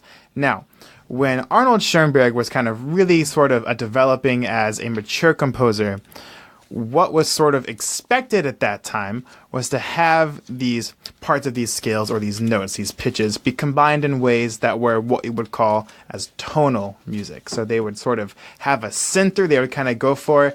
It's almost like if you are driving from point A to point B, you really want to get to point B, but you might make a detour at a brewery and get a couple six-packs, right? So tonal music is for anybody who think of it like if I sang like Mary Had a Little Lamb, and at the end I go da da da da, you expect ba, and if I don't get there, you'll be like, the fuck, dude, Sure. like you didn't get to the end of the song. It's like blue balls. It's the center that it's getting. Exactly. And it's of course it gets into a whole cool psychology thing, but just this is what's known as tonal music. It's I really like having center. Luke here because I can just talk and then like he explains shit, so it's really great. People aren't cats. So I got really good at that because with my girlfriend, like English is her second language. So if she's hearing something, I can usually like tell which words aren't didn't connect. I don't know exactly how I tell. A little bit is projection, but a little bit is just reading it. And so I think maybe that's from teaching. Like, sure, you get good at like figuring out if the words you're saying are delivering. You know? Oh yeah, big time for sure. And so we have Arnold Schoenberg, who he was kind of tired of this approach to music, which was tonal, because he felt that the material it was giving him was limited. So he had this idea. He's like, okay, I want to have material that is new. But he couldn't approach that from a tonal way because at this point for him, he was thinking like, maybe everything is kind of done in that. Now, there were composers beforehand, such as Richard Wagner, who were kind of beginning to push this concept that sort of he made more solid. But this... Would it be fair to say that... And like before 1900, you had composers pushing like Wagner, making crazier sounds than people have ever made, and then other composers like Brahms, kind of keeping the tradition that came before him, and those kind of acts, sounding more like Beethoven than for like sure. something totally different. And those kind of act as pillars, and you had composers like Richard Strauss who were kind of like floating in between, back and forth for like a lot of part of their lives. Yeah. So you have Schoenberg and. His solution to this was this concept that he called 12-tone music, which we were just talking about a scale, do, re, mi, fa, sol, la, ti, do, which is that's not do, so don't quote me on that being do. But none of us here have perfect pitch, so forgive us. Speak for yourself. So that's what Joe, was I happen to know you don't have perfect pitch. So that's what was often so that's what was considered a scale and still is, but there are other notes in there. Do, do, re, re, mi. There's these half steps, these sort of smaller intervals that are present in the scale. If you were to play all the white and black keys on a piano. Exactly. And he was using these as his scale, and he was making these graphs, these charts to kind of give him material which just inevitably yielded musical material that he would not have thought of using tonal systems. Now, let me just make that clear what you just said for non-music people. It was basically a system he invented so that the notes he had to use were almost predetermined for him by this formula. Exactly. And it's not because he was craving some kind of not tonal music. It is just because he wanted to have some kind of material that he was not able to get before. Sure. He felt very limited. For him, he thought his own bias of coming from the tradition that all these composers were coming from would just sort of ruin any original ideas. Absolutely. And so this was, although it seems like, oh, I'm giving myself this system, and on the next note it has to be an E flat, and then the next note has to be an F sharp or whatever, because these notes could be random, right? Now, you choose an order and then follow it. I think for him, he was seeking by strictly sticking to a system like that, it was supposed to give him more freedom. Exactly. And so what's so fascinating about Schoenberg is through this kind of freedom of the material from using this different approach to a scale, if you will, is that how he was using these notes and this new material was still in a very old fashion. So what I mean by that is that if we go back to Bach, like we were talking about, he sort of had ways that he constructed his music that were kind of commonplace. Often, like today, we have a pop song, and we're kind of used to hearing a pop song, but I could do all kind of random sounds in the length of a pop song, but it could still be in the form of a pop song. It might still kind of feel like a pop song. So Schoenberg was doing that with this new approach to kind of notes and these new sort of harmonies. He had a new like sound world, but it was within the same structure. Exactly. Yeah. Now, this is where this conversation kind of begins to split off and becomes really, I think, pertinent. But Schoenberg is the OG. We're aiming at the craft beer thing, right? Yeah, aiming at the craft beer thing. I can tell Johnny, you can't see us on camera, but I can see Nathan. He's got his eyes on the horizon. We're getting back to beer. Buckle in. Okay, and I'm ready. I'm here. So Schoenberg was doing this thing, and at the same time that he was kind of developing this, he had two really important students. One was named Anton Webern. One was named Alban Berg. And they were both two famous composers to our ears today. Yeah, and they never were heard of either. One was actually assassinated by a nice. Well, so one was actually assassinated by a soldier. That's a good story, but not for this podcast. Next time. So episode 21. Right. So, anyways, assassinations. That's a good topic. So probably he had these two pupils who were using his same approach. Yeah, we all have two pupils. Of getting material, but they kind of went in extremes that he was not willing to go. So Berg said, okay, I'm going to use the same material, but whereas you're still kind of trying to have it not be tonal, I'm going to see how I can take X, Y, and Z that I get from this system and really try to make it tonal. And then you had Webern on the other side, who tried to kind of minimalize and said, what is the bare minimum of material I can show you, the most concise presentation of this music to get across the point. Now, flash forward about 30 years, you have these three different kind of waves coming. You have Schoenberg, who is the OG, who's like, I'm kind of done with tonal stuff, so I have this new system of getting pitches, but I'm going to stay with these old school forms. Then you have Berg, who says, I'm going to use these pitches, but try and make them tonal. And then Webern, who's like, I'm going to use these pitches and make it as concise as possible. Flash forward now, about 20 or 30 years later, so now we're in the 60s or so, and a composer named Pierre Boulez begins to hit the scene. And Pierre Boulez was a composer who was very interested in Schoenberg, but he had a problem with Schoenberg. He thought that Schoenberg wasn't committing. That's a HBO movie, though. I think we have something here. I think you have something, Ryder Joe. I got something. So he was upset that Schoenberg wasn't fully committing all the way to this. He's like, Schoenberg, you have these interesting pitch structures. Just give up your forms. Let the form not matter. Did he declare that in the public square? He did. So he wrote an article called Schoenberg is Dead. I declare.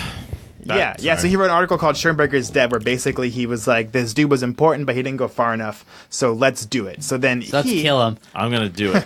Yeah. Well, he didn't kill him. Assassinate him. So next episode. Boulez had this approach where he's like, okay, I'm going to use these same approaches to getting pitches, but make it even more constricted.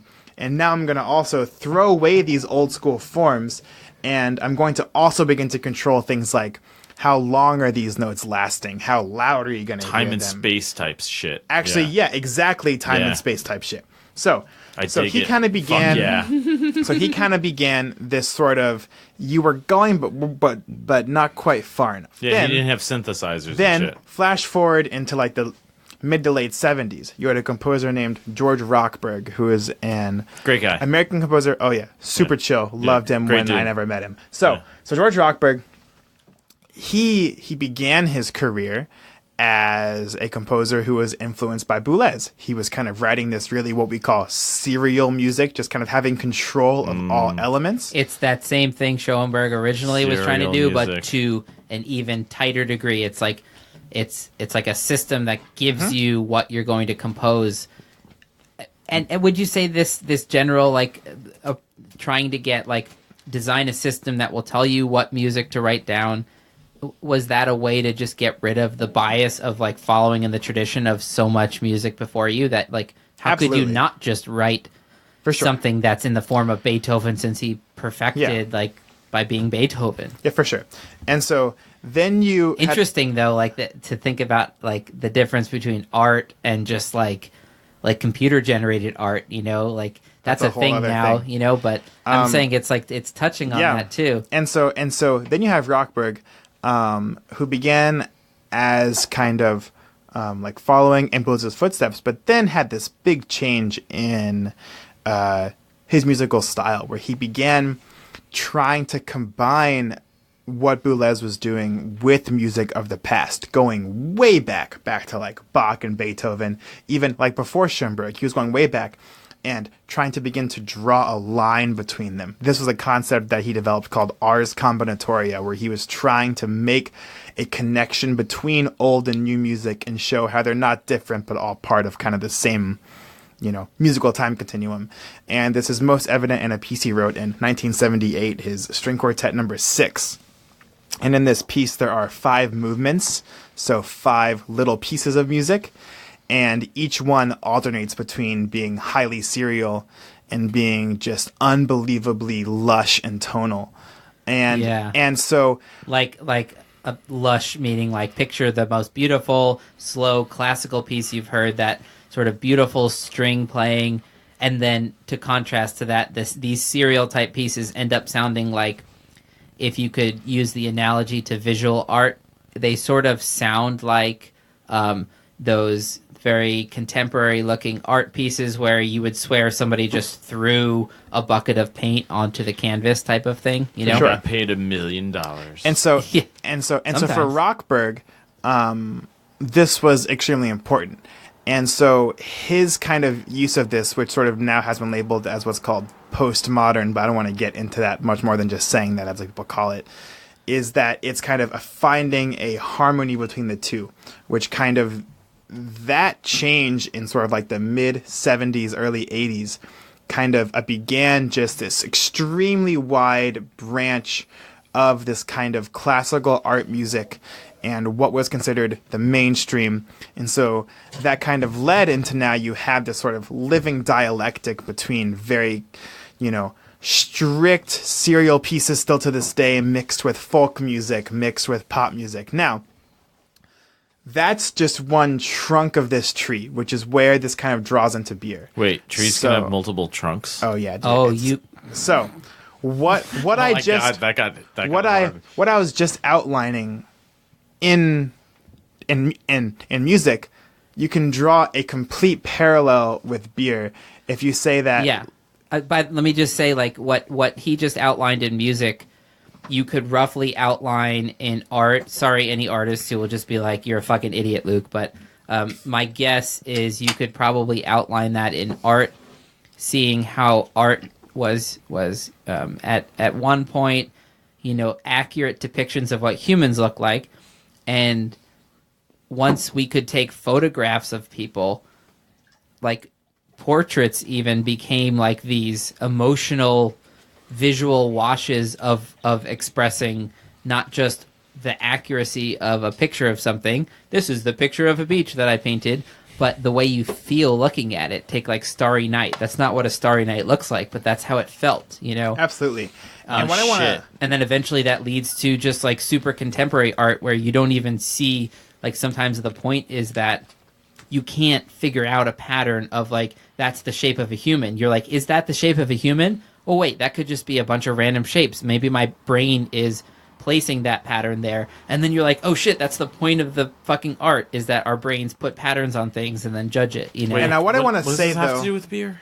I'm getting Drink to the it. beer. That's what it has to do with beer. Christ. And so how Confused. I had to add an extra ED. Jesus. how I want to get this into beer is, so let's take that. Yeah, whole I'm very line that I dumb. just This has laid been out. difficult for me. Yeah, Nathan, get it back to beer. Yeah, no, I for have. John, right? I trying. No. I haven't understood most of this. We are to be honest. we Yeah. are derailing him as he. I'm You took sorry. me off the Yeah. rails. I like had this. Yeah. So, for all the listeners at home who have a pen and paper out, so we've talked about Schoenberg, Boulez, Rockberg as kind of 3 points. Now, how this kind of relates to beer is much more recent, obviously. Although beer has been around for a long time, the sort of expansion happened much more recently.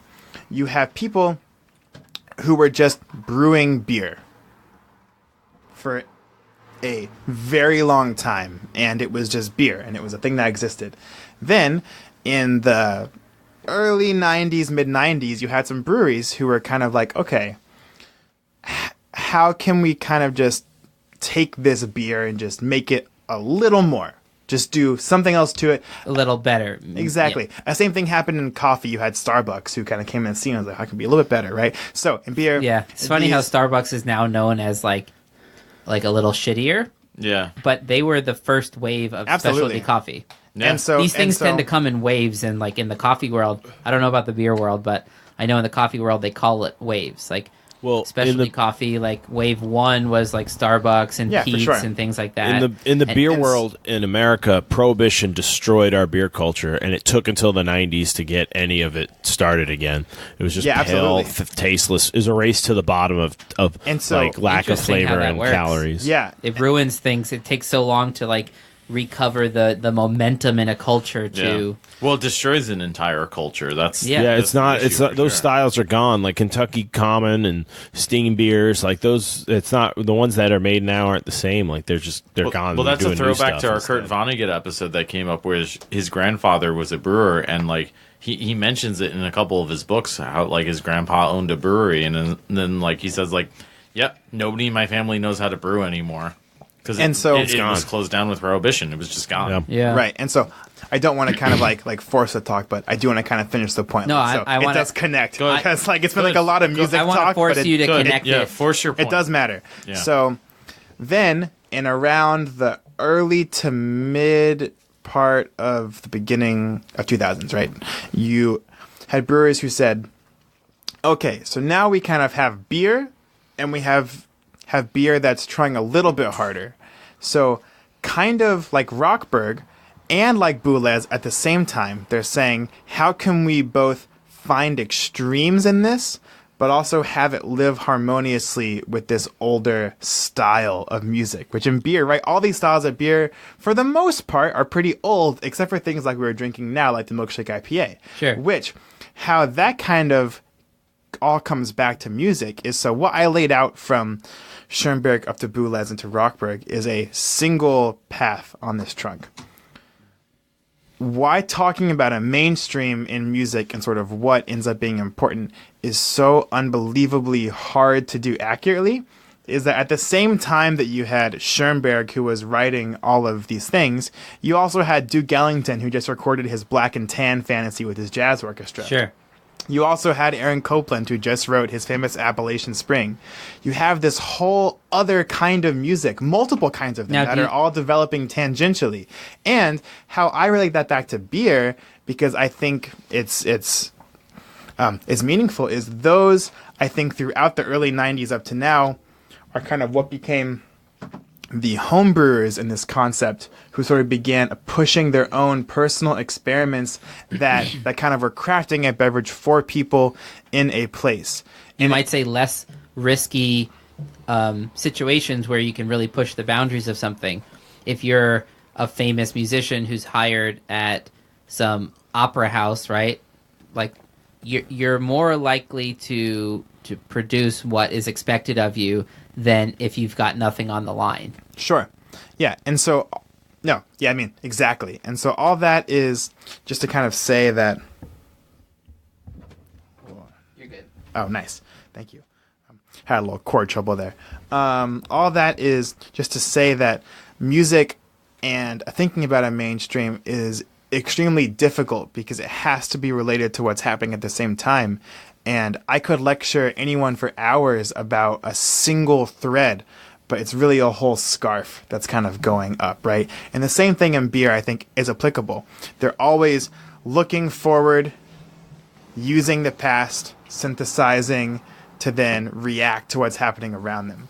And just also to bring it back to what we said before, so much of whether you're talking about music through history or beer through a shorter history, there's this fascinating thing about like humans will get together and then oftentimes a more alpha type personality will declare it either good or bad, and then the herd will go along with it. So somebody sips a beer who's known in the beer group as the person who tastes beer really, really well. And they taste it and they go, and almost everyone else is like withholding their judgment because they're not sure. And the person goes, that is really good. And then they'll be like, yeah, that's so good. And I've seen the same thing with music. Like at times I'll be at like, you know, like in a music festival where you're hanging out with a bunch of musicians and you're playing different recordings, and somebody will play something and I'll sort of like look around and like people are sort of waiting to see like what the group thinks before they commit, right? Well, the exact and what you're same... saying is like just like you can judge things. You don't have to be a dick and be like, this sucks, blah, like in some. Well, the exact same way, thing happened with George Rockberg. If you don't like it, say you don't like it. Is that once George Rockberg began this kind of amalgamation of this kind of music that Boulez was writing, mixed with this kind of looking towards the past, he had a lot of really harsh criticism. And up until that point, he was just kind of hopping on the train of Boulez and kind of writing this very strict music. And so, yeah, everyone was kind of like, oh, yeah, we like that. And then once he changed it, it took a long time, like, for someone to actually write a review of a concert of his where they said, oh, yeah, this is good. Now, I want to take this, and all three of you are about to be directly involved in this conversation. I refuse. You don't get to refuse. So sign here. I mean, you're wearing handcuffs right now. So Genie handcuffs? That's right. Yeah, it's kind of intense. I'm holding a sign to Joe that says, if you ask for help, the genie will be summoned. the genie will what I kill you. what I want to ask This whole podcast is a everyone will hostage die. situation. Yeah. is It's so always been. basically, if I were to boil down all that I just said about Schoenberg and Boulez and Rockberg, they're all people who are just reacting to what's around them, and they are responding accordingly. And that's the most important thing, I think, when thinking about just having an awareness of something, whether it's music or beer or coffee or wine, and being able to respond in that moment. So I'm curious, and I'll start with you, Johnny. Respond honestly. Right. I might, And like, so- that's the important thing with any of the art shit is like, I think great art. The art shit. Yeah, and so Any of this art shit, I think great art involves honesty. I want to start with you, whatever Johnny. angle, you know. What's a song that you don't like, Johnny? That's like on the radio. What song like do you really not like?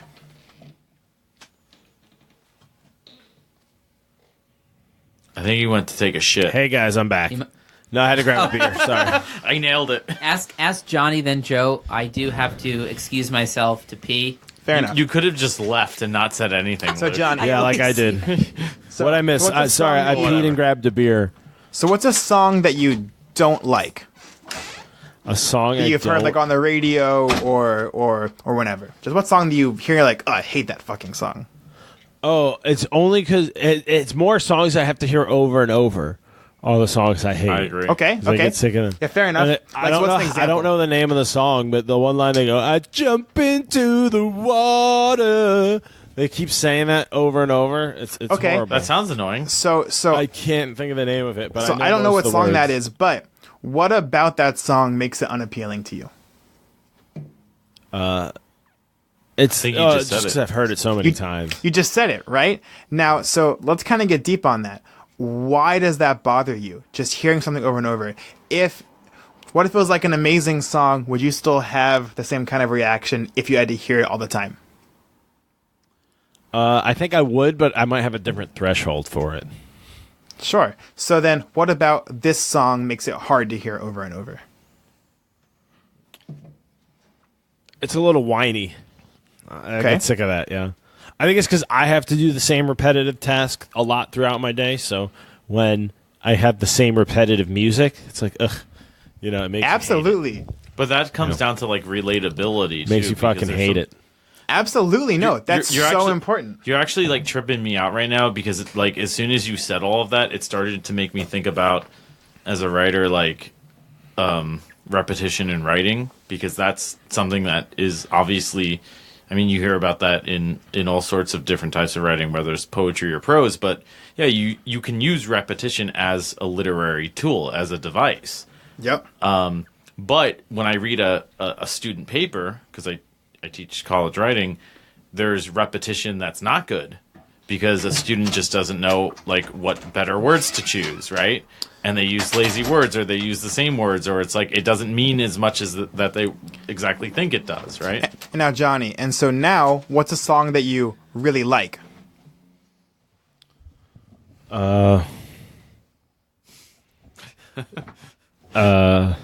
That's fine. You can think about it some. We'll come back to you. Yeah, so, Joe, I was ready. what's a song that you don't like? Can I be honest here? Yeah.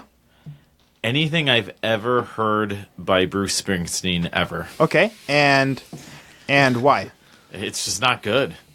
It's just the same. It's the same noise over and over again. The same noise. Okay. So what about hearing the same thing? There's nothing that distinguishes one part of a Bruce Springsteen song from the other part of any other Bruce Springsteen song, whether that's the same Bruce Springsteen song or a different Bruce Springsteen Okay, song. so now I'm curious. So you just said that word a lot. That's Lecture a and definitive subscribe. stance on Bruce Springsteen, right? So there. you said I don't hate him. It's just not good. So you said that it's the same thing over and over. Now, so if you had to, It's not the same thing. It's just there's nothing different about it. okay.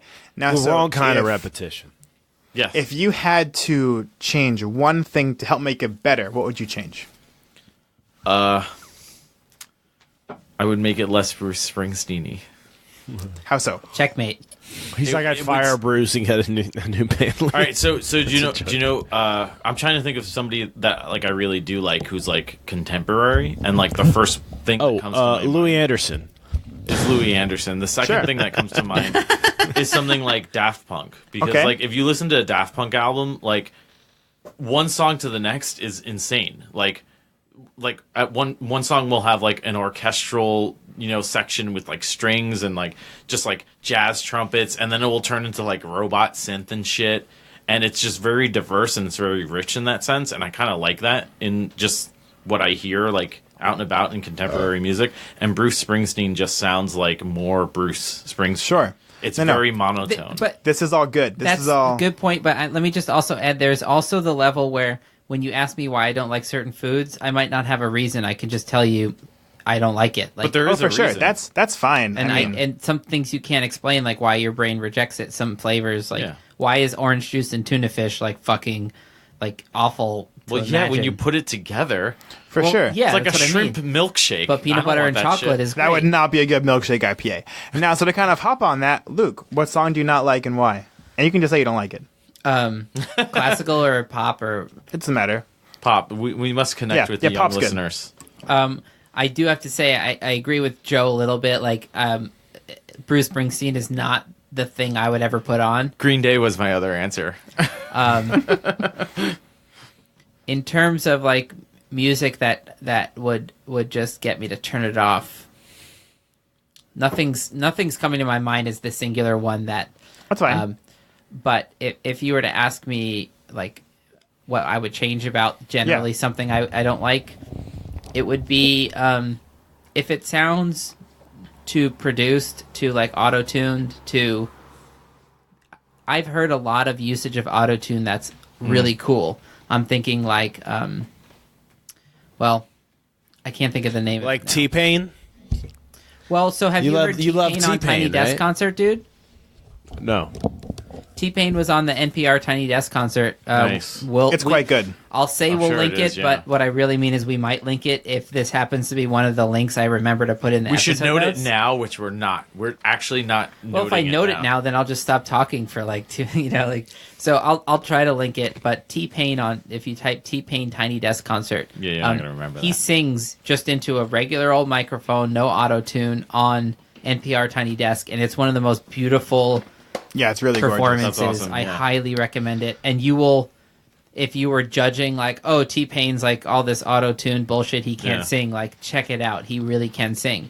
And so that was eye-opening for me because I would have had the opposite opinion of him from the sound of it.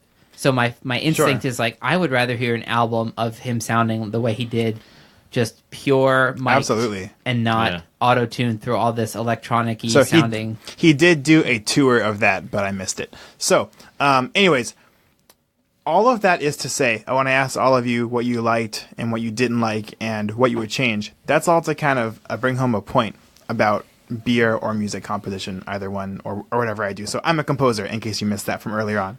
And so we'll put it in the we'll link it. You'll link that I'm a composer and subscribe. Anyway, so we have a website. We're working on it. What's always so fascinating to me when thinking about like going back to what Luke was asking about kind of the mainstream and how people choose what gets where, is that inevitably whenever we hear a piece of music, if we don't like something, even if it's extremely hard to put to words, I feel pretty confident that subconsciously or highly outwardly, above consciously, right. we know how we would want it to go instead. And that is an extremely important thing. Like when I was younger and getting into composition, I would hear a film score. Are you saying, sorry to interrupt, are you saying that that's kind of the birth of the composing mind? Exactly. And that's why I don't compose, because I would just turn Bruce Springsteen off. And it's no, but I'm saying, like, if you're reading a story, Joe, and you think, oh, I would have ended the story this way, that's the birth of your gesture to need to write. That's what I think. Yeah, and so I totally get that intuition. It's the birth of a composer mind, or of a brewer mind, or of a coffee mind. A creative mind. You might say tasting a beer and been like, you know what, I would have hopped in one more go around. And so then you make that totally makes sense as a writer too, because I'll read things and I'll be like, because even it's not even necessarily like I don't like this is bad, but I think like, oh, what are the different directions if I want to go for a slightly different vibe that I could take this in? How could I do that? And that makes sense with, I'm sure, composing, but brewing for sure, right? And I'm sure for you, Johnny, that's something that you've probably encountered, right? Like you'll try a beer with your people if you're home brewing, and you say, I don't like this. How can we kind of change this? Is that fair to say? I mean, that's the whole point of going to the club meetings for me, is to get negative feedback so that like I can show them a beer and go, hey, I know what I like and don't like about it. The worst thing when you give someone your homebrew and ask for feedback is they go, oh, it's good. Like that, and their voice goes up, and it's like, all right, that means you want to say more than that, but you're not going to. No, it's great. Oh, I could drink this all day. Okay, great, but like, give me more than that. Tell me, like, oh yeah, it's kind of like weird and buttery, or I get this metallic, or it's smoky. I could drink dog piss all day if there was a gun to my head. Because you're like, that there's beer. People don't believe you. I mean, most people don't believe you.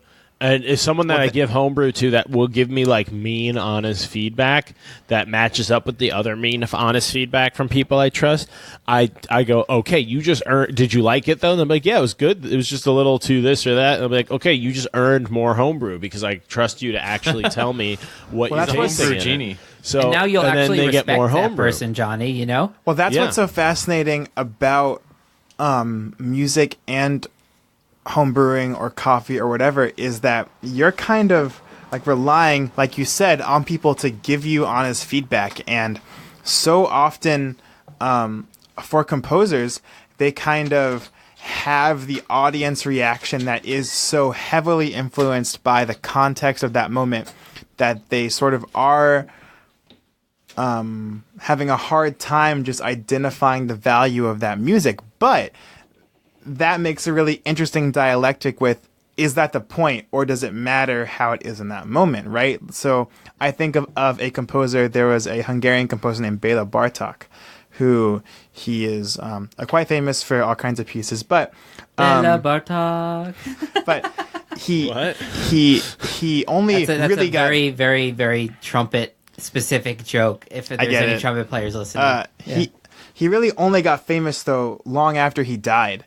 And one of his last pieces, his second last piece that he wrote, that he finished, was his third piano concerto, which he dedicated to his wife, who was a pianist, and he gave it to her with the inscription saying that this is to help you support yourself when I pass away, because I think I will be successful then. I'm not now, but I think I will be then. Interesting. And so that's kind of a really interesting thing that kind of offers a unique perspective on beer and music, and kind of what it means to sort of make it mainstream, and then what sort of needs to be considered important. Also, how people can get bored with what is very regular, and then need to push boundaries. There's some, I think, innate quality in human beings to continue to explore the unknown. And literally, right? So we literally explore new lands, we cross oceans, we find Americas, we explore the up, we go to the moon, right? It's a drive in something deep in humans. Well, let's tie it back in with the beer that Johnny mentioned early on was Heady Topper. That beer is so important for kind of beginning this sort of haze craze, if you will, of like a Northeast style IPA. But like haze craze, if you will. But I don't particularly enjoy that beer all that much. I think it's a very good beer. I had a really fresh one about a week and a half ago, and it was great. Yeah, it's a very good beer. One controversial thing about that brewery is they don't put dates on their cans, so it's very hard to know how old. That really frustrates me. Well, the reason if you're not why going to put a date on a beer like that, like, what do you think about that, Johnny? It's almost like signing, like writing something and not signing your name to it. Well, that's the reason why, like I mentioned them. Sorry, you can finish your thought first. Who? Me? Oh, Johnny, yeah. Just like I wanted to know, like, if you had any inside beer knowledge on, like, Johnny. Let me cue you up. Give us the inside beer knowledge, or if there is any on, like, why certain breweries wouldn't date their cans or whatever. I mean, some places date it. Some places put a code that you can't tell because it's a code to their internal system to tell the date, so they can tell, but you can't tell. Sure. Yeah. It's just a choice, you know.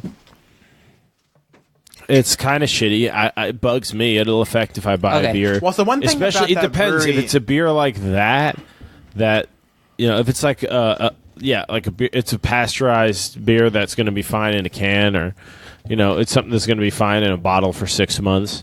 But if it's like a beer like that's half-life decays within like weeks, I want a fucking date on it, especially because you want $16 for a 4-pack. Yeah, like that brewery. Oh, excuse me. That's okay. We burp into the mic all the time, and we're really sorry about that, listeners. I'm not. I do it on purpose. Well, that brewery in particular.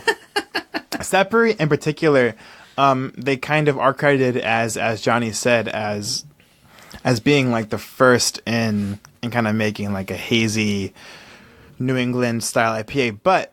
Which is cool. Just think of the whole time I'm just trying to keep in people's minds this parallel to like music, and I'm sure if we had an artist here, they could make the same parallel to art. But just that what we're drinking, these hazy IPAs, somebody had to go in that direction, and a lot of people probably told them they were fucking crazy. A lot of people still fucking hate the haze. Can I just... you guys have been a lot of pro-haze. I like those beers, but I gotta represent the other side, at least. Oh, no, it's in true. The beer argument, which is a lot of people are fucking sick of hearing about the haze.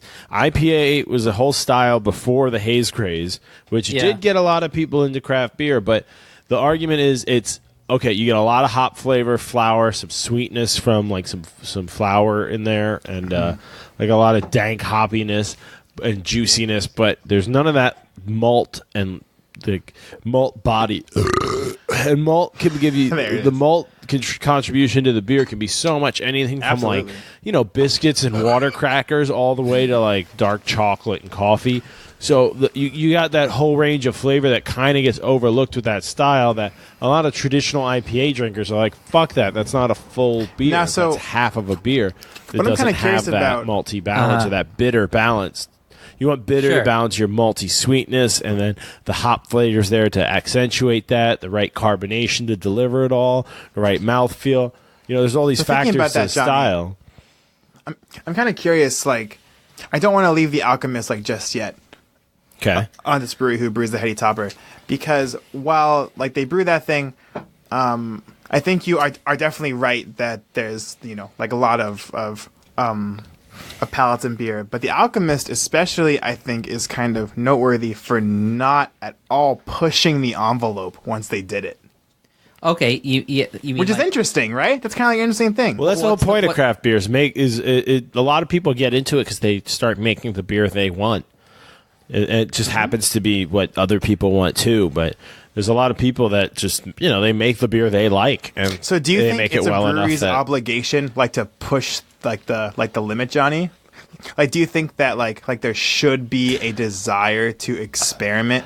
Well, you kind of have to. I was talking to a couple of brewers the other day, and one of them said something great that I keep, those things you keep thinking about. It's like a throwaway line. But he was saying that the craft beer industry ages in dog years, and not everyone thinks in dog years. Like when it comes to think about your dog. Like he's just a dog you see every day, but to him a day is like so much more happens in that time. Sure. And things change so quickly. Like the haze thing So many wasn't more a naps. Yeah, the haze thing wasn't a thing. 30, 40 years ago, craft beer, all this, the idea that you're going to sell a milkshake, hoppy, bitter thing for 4 times what you could sell a Bud Light, it just was insane. It wasn't a thing, Right. That's fascinating. And yeah, that's it in terms of the economy of it too. It was absurd. Convince people slowly over time. Well, yeah. I mean, people weren't waiting on lines multiple blocks long. I do like that people can just make the beer they want. For sure. And I should also point out, just to kind of come back to our music side, that all the nonsense I was talking about with Schoenberg and Boulez and Rockberg, especially Boulez and Rockberg. The nonsense that will be your PhD, right? Right. Of which you are a doctor in. Hey, let's Perry, Megan, Dan, a backup 10 minutes, and then just end the podcast. Yeah, because everybody knows what I have that a new means. concept for podcast. Get people on who are getting their PhDs and get them to admit it's bullshit. No, but no shortage there. But Guarantee it. What was I even fucking saying? Oh, right. Who knows? So dude? so Boulez and Rockberg, like you were saying, Oh yeah, Rockbird. they didn't. So they were so concerned with kind of like pushing this music, but they didn't. I mean, they did, but they didn't really have lines out the door. Even in Boulez's time, that was like the Beatles, the Beach Boys. They had lines for their concerts. Right. Yeah. Which is cool, I think. So I kind of want to give us a little snap here. Can I interject the conversation real quick and You're kind of going make something to happen? interject your own interjection? I'm going to interject something, but it's a group exercise to kind of give us some time to think about something. So, because I'm a composer, I'm confused, but just keep talking. fair enough. Are we collaborating? Is this what's happening? So we're gonna. So I'm a Of composer, which we have done. We have collabed. and we have. Yeah, Joe and I have worked Joe, on a turn piece the before. computer volume up by 5. You're saying this now? I'm just saying I'm having trouble hearing Johnny, so just turn him up. Now? It's So- been 2 hours. So Look, was I clearing Still turn him up though. Okay, I got you. Go ahead, So go ahead, Nate. I'm gonna completely kind of change topics, but of course, if you want to keep engaging us, you can contact us on our social media, comment, really good. subscribe, Is this his audition? and of course He's we stuck in would. Are you He's stuck changing in topics? comments. Yes, I am. Okay, let me just, if I can give just a quick sum up to one of the things I love to do in life is to just make connections. I think that's part of what it means to be human, right? Make connection between things. And I think when you go, I was saying this to Kevin Clowther when he was on. I was saying That author guy. yeah, the other guy. Yeah. That whether it's someone in the craft beer world or the music world, like Johnny, since you've gotten into the craft beer world, we've been able to share a lot more topic ideas of conversations because the way I've been diving into music, now you've been diving into beer and you have the same discoveries, you hit the same limit cases when you're exploring a topic really deeply. You figure out not only about that topic, but about humans themselves. And so you tend to see these same patterns develop with any kind of art. And what we were just tracing was that the arc of music history followed a certain pattern, and you can see the same thing in the craft beer world. And obviously the common denominator is human beings and how we tend to make things, have curiosity, judge things and decide what is good, what is bad, group dynamics of all that. It's just a fascinating thing, but I think at the root of why I love art is the word truth, whatever the fuck that word means. I think in the moment that I hear a beautiful piece of music, or I have a Trillium Fort Point double dry hopped IPA. They're from Boston. Shout out. Brewery. Hashtag like, share, subscribe. In that moment, that beer is just like perfect and truthful. Like that's how I would say that.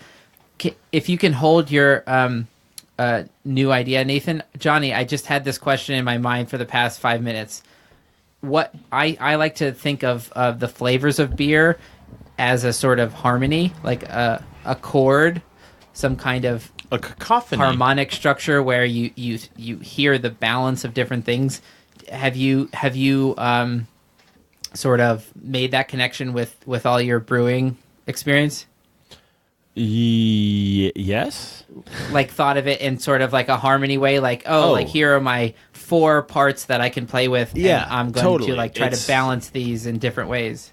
Yeah, it's it's the what is it? The sum of the parts is greater. How's that go in? I don't remember, but yeah, I think that was it. You nailed it. The sum of the whole is greater than the sum of the parts, or however that goes. You know what I'm talking about. Yeah, and then it's the classic that like when you put all these things together, you get something that the whole is greater than the sum of its parts. Yeah. That's it. Joe nailed it.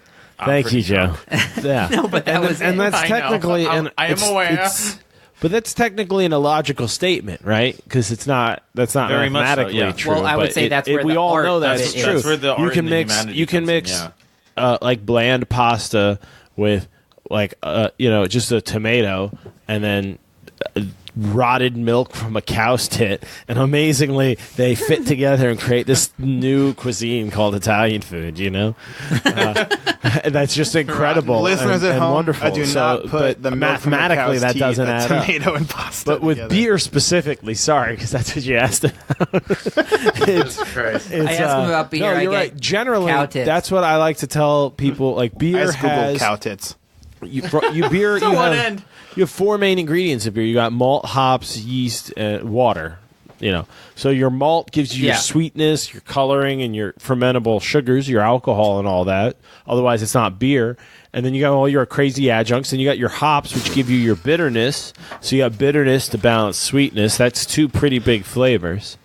And then yeast gives you all sorts of flavors, from like phenolic kind of funkiness to like farmhousey flavors to fruity ale esters that give you like weird dark stone fruit flavors. And you balance that with the right bitterness, the right roast of malt or toast of malt or modification of it. You get all these crazy fucking variations. Share and subscribe. And so, there definitely is a harmony to it. Yeah, what fascinates me about that is, I teach a lot of beginning piano lessons, and you can just say piano lessons. You don't have to minimize it like that, Luke. Come on. No, well, say advanced piano lessons. No. I mean, so I'm specifically trying to say, like, I've been doing a lot of adult learner piano lessons where they've never had any music training, and various situations have caused them to want to get music lessons. And the guy, I've heard some stories. Yeah, and the guy who came in yesterday, he was just like, "Yo, I was upstate with my friends, drunk." This sounds a lot. And like I was playing on a piano, and my friend was like, "Yo, dude, you're playing chords." And I was like, "What are chords?" He's like, "You should take piano lessons." So that's why I'm here. And I was like, "All right, let's get started then." Fair enough. I was like, "I've been drunk playing piano too. I can relate." Did you say that? Yeah.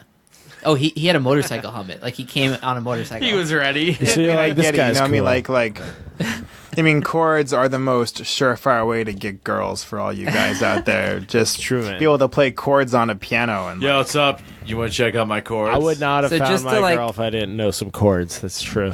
It's true. Yeah. Just those to like D show chords, how especially how D cool chords. it is when somebody What was that? D chords. Yeah. When you're dealing with someone who doesn't know your language at all. So there are people that don't know anything about beer, maybe even people who really appreciate beer but don't even realize the 4 flavor components and how they balance. And so Roy G. Biv. It's just so fascinating that I've devoted like my entire adult life to music, and to then be teaching someone who's 45 who has literally no. It's like we speak English to each other, obviously, but it's so interesting to have to force myself to find language to it's funny, explain what I actually music is and how it works. And the more you do that, the more you're like, wait a minute, like how do I understand it? Yeah, but even then, it's like why do I understand what I understand? Because that happens even like teaching writing, where like I'll go through rules, and a lot of them they seem like very rudimentary to me, and it's like, oh, you have no idea how this functions. And you say subject and they don't know what a subject is. Well, that's what I mean. Well, that's a whole fucking But then there are others lesson. where like these exceptions come up to the rule, and I'm like, wait a minute, this rule might be bullshit all along, right? Yeah. And it's like it only works because it's convenient. And it's like that applies across like so many things where you hear about like you trace the structural rules that are not Newtonian actually physics versus quantum physics, and like like how do they like at least those are experimentally. How do we get into quantum testable. physics again? I don't know. I wanted to go there. So I just wanted to draw the connection. Not only is the history of the culture of music traceable to something like craft beer, but the actual components of like the way it interacts with our senses and our human brains is like you have these elements and you're balancing them in some type of harmony. That's what the word harmony is. It means things are working together towards a whole, and the whole is greater than the sum of the parts. I think Nathan has a question. Oh, I do too, but go ahead, Nathan. You're good, Johnny. Kill it. No, it's so I have like a serious question that because I kind of stopped listening to music because when I have tinnitus. Same. Or tinnitus, however you say, and whenever I try to listen to music, it sets it off. But spoken word doesn't really do it so much. Conversation, it's sustained music that'll do it. So I can listen to podcasts and things, but I can't listen to any new music I like, or it sets it off at some point. And so, like, what is there anything I could do for that as a music guy? You seem like a music doctor, actually, basically. There are, so I feel like you can help me with this. So what happens in that? Johnny's like, I don't want to go to the doctor. So I don't know. This is as close as I'll get. Is that so? For all of you, Johnny's not willing to read user terms agreements. So for all of you at home who are listening, no, he's not willing to sign them. So he's going to you. So the concept. Of tinnitus is where if you hear a sound, oftentimes a louder sound than a quieter sound, you'll get kind of a ringing that happens in your ears that you're not able to control. Now, what often causes that is because what tinnitus actually is how our eardrum works. It's a moving thing in our ear that's actually... It vibrates with the frequencies of vibration in the air. Exactly. And so... That gets affected the more that we put excess strain on it. Now, what can kind of cause that to act up and make what we know as tinnitus is going to be a certain kind of frequency. And so what I might suggest, although Johnny, there is a brain element to it also. Like, sure, I know people with tinnitus who always hear an A at 440, for example. Yes, but it does help though if you're saying that it only gets triggered when you hear music and it's not like a constant then thing, it's, like it's Luke's physically talking about. at the level of physical what skills, I would suggest is to get yourself some other stuff very good pair. Music always will. Yeah, is to get like a very good pair of headphones, either like Bose or like Audio Technica or something, just like over-ear headphones. And what I would suggest, and this might sound kind of silly, but it's helpful.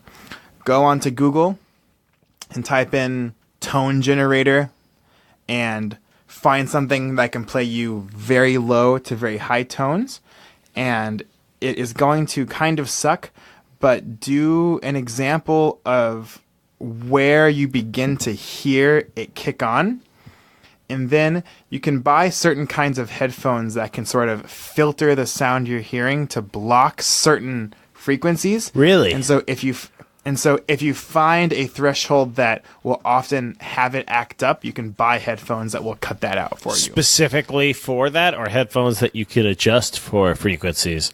Like you can buy headphones or both? I would assume both because they're probably cutting out those frequencies electronically, like not physically, you know? So there'd be a way you could buy one that's dedicated, or you just don't think that there's a solution for something, and it turns out there's a whole thing about it. Yeah, science is cool. Isn't it Science cool? is Like so that, cool. It's so real. What if you don't think there's a solution for like your kidney problem? They're like, dude, we could give you a new kidney. You're like, you could do that? Like maybe you just didn't know It's that. like, if not, we got this big fucking pump that kind of sucks, but it still kind of works. And it's like, all right, that's better. What's the alternative? You're dead in a week. Let's do the big pump thing. Good job, guys. So, I'm in for the pump. Whatever. Do you have a TV Johnny, there? I'm in. Remember in Scotland we saw that guy with the bag and he was just killing beers at the bar? Oh my god. Hey, someone's got to do it. Yes. Like, the dude had like legit like colostomy bag. He couldn't just, like, drink. on We his side. decided he had some type of throat or esophageal cancer, but he took a fucking like turkey baster syringe out of his pocket. Yep. Pulled the pint of beer into it, connected it to a tube that like ran into his stomach, and drank his pint slowly that way over the course of like 3 or 4 minutes. He poured it into his stomach. He just poured the pint of beer, and he had like 2 of them, and it was just like, You can try it at home by pouring a beer into your belly button. Don't do that. That's Scottish fucking healthcare system for you. Have you heard of that high school Baller, thing dude. where they soak like tampons and alcohol and then shove it God. up their assholes? No, Okay, this so I'm gonna guy get was like, I'm going to the pub and I'm shoving a pint of beer in my stomach somehow, even if I That's don't have killing. a mouth. Yeah, we had to respect it, but it was just crazy to see. It was like 4 p.m. I mean, we were on Yeah, it was just the middle of the day. We went on like a day hike and we went to this pub for like a drink and we were like, what in the fuck is happening? I think that was Scottish the healthcare, last like, day share and we were subscribe. there, and I ate all those firecrackers. Oh, you ate all the I was freaking out. firecrackers? Johnny ate like 8 freaking out. firecrackers. Oh my god! Anyways, let's go back to whatever you were talking Nathan, about. All right. re-rail us, please. I have something I want to do that's a combination of basically all that we've been talking about, and then I know that Luke and Joe and Johnny might have some more rapid fire questions as we kind of in this podcast. I actually have a lightning round that I'm waiting to do. But there's an exercise ready. I want us to do because I'm a composer and I feel that I would do a disservice to the Thunk Tank if we didn't write a fucking piece of music on the Thunk Tank. Oh man. Oh, I So- like where this is going. Oh, yeah. So what's going to happen here is one thing that we've talked a lot about in these last couple hours is Cow that... titties.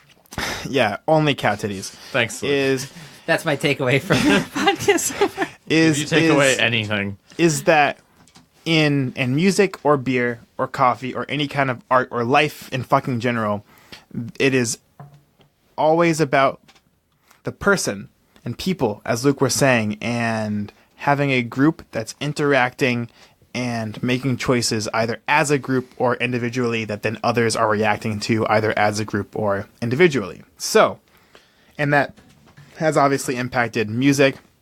If you look at Schoenberg and Boulez and Rockberg, or in beer, Great guys. as you look at all these people, yeah, they're great guys. Yeah. Yeah, Really those dynamics are almost steering Sure. how it works. Yeah. So, what I want to do is we're going to have the world premiere of the first improvised Thunk Tank piece of music, which we'll name afterwards. I'm going to leave it to Joe Here- to name the piece. That's fine. Joe, let me give you I'll fuck that let me up, give don't you a worry. pen before. This one? Oh, to write down in Yeah. theory. It's that kind of pen. Yeah. Yeah, that kind of thing. Yeah. So, it writes. Here's a pen. It Joe. writes history. Yeah. what's going to happen I'm is familiar with that. how this works is we're going to kind of focus on it's flashing. Then we should call the song the Joe Hole, because that's where you guys are recording. So we're gonna Joe focus hole. on we're gonna it is focus a whole of types. Yeah. we're gonna focus Joe. on the concept of reacting to and what that does for in the moment things. So what's gonna happen is I'm going to start this piece of music, and I'm not gonna tell Luke or Johnny or Joe anything about it. I'm just gonna do a sound. Then the order we're gonna go is we're gonna go me, then we're gonna go Johnny, then we're gonna go Joe, then we're gonna go Luke. Do not forget that order. Nathan, Johnny, It's counterclockwise. Joe, Luke. Right. If Johnny were there. If Johnny So- were the computer to my left. So me, then Johnny, then Joe, Luke. So I'm gonna do a sound. It'll be a consistent sound that happens the same over and over. Yeah.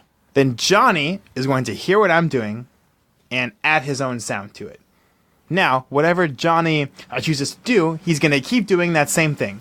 So an example I'm might really be... bad at that, just so you know. You got it. So an It example might be it can be tit. yeah. Tit. So You can just example, say the word tit. if yeah, Yeah. exactly. If Yeah. if Oh, that's the song. Damn it, Joe stole my song. if I were going, yeah, like Johnny. If I were going, you could go I can't do this. banana, or whatever. Up to you, right? just like, So then we had Joe and Luke. All right, Then all right. once Luke gets his, and we're all making our sounds at the same time interacting, I'm going to change. Then Johnny, in the same order, you're going to hear my change, and you're going to react to it, and you're going to change. Does that make sense? Yeah. Okay. Okay. Johnny's so not. And so and let me just add for the person listening to this final mix down, there's about a second delay between words and Skype, so there's going to be an interesting, that's gonna be cool. like, too random concerned. dynamic of delay. There's going going to be an Luke's saying is, interesting random guys, I dynamic might- of delay regardless. What Luke's saying is I might also- get cut out of this if he can't figure out where to link up And my so offer and with the so bullshit. and so this is going to happen. You're just, I don't edit at that level. I don't have time for that. None of us do. Yeah. So this is going to know. happen 4 times.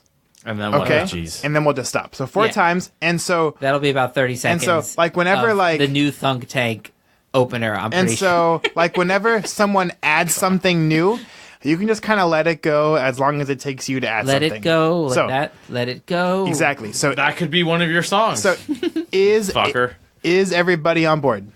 I'm on Does board. everybody get it? yeah. Okay, so let's all cheers the glass real quick. By the way, what's the beer we're drinking? It's a new beer. Oh shoot, we're currently drinking. We're like 6 deeper than that when we I started. skipped the We last will couple do beers. I didn't we get to will mention do them. a retrospective at the end on what we're drinking. We'll do a quick Okay, here we go. graveyard. We So- won't. But I'm gonna start, and then Johnny, Joe, Luke. Okay, ready? Okay.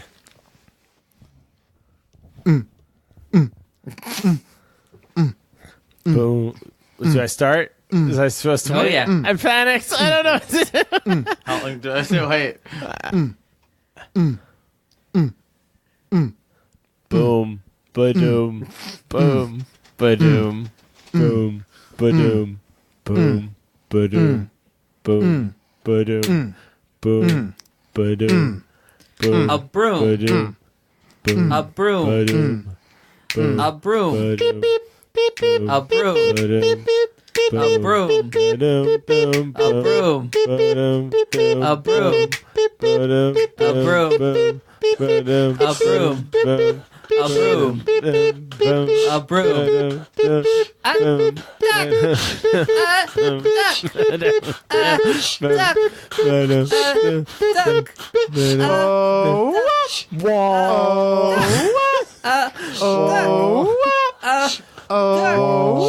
Duck. Oh, whoa! Oh, Duck. A duck. A duck. A duck. A duck. Elephant.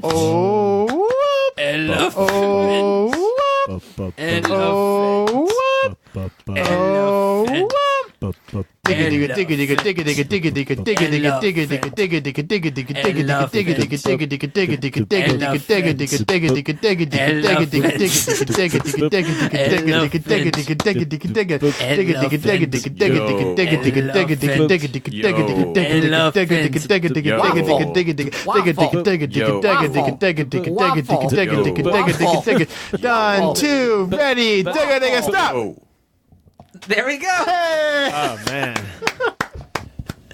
So that was the most wasted I've ever been. And I've thrown up a lot. I noticed that I was getting caught on animals. Luke, like 3 out of 4. And then Johnny, I switched to my other classic problem when I do improvisation, which is I went to breakfast foods next. Wait, Luke, you did That's like his 3 go-to. animals, and one just like you slipped into tongues. You were just like,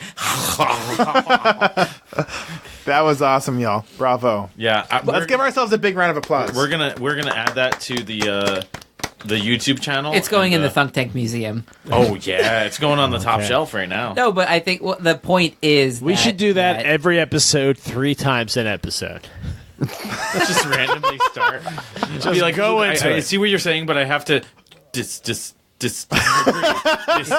disagree. And then you know it's time. And then we just go into But it. Johnny, actually, you said something right when we started that, which is like a classic thing. I think was part of Nathan's point, which is like you were like, I don't know what to do, and you have that like, I don't know how to make music. Like, I'm not a musician. Like, what are you doing? Like, And then you killed it. and the point is like, no. If you just like do anything, especially something that would just naturally burp out of your brain, and you don't get in the way of it too much, like that, like Yeah. a nice like burpy worpy.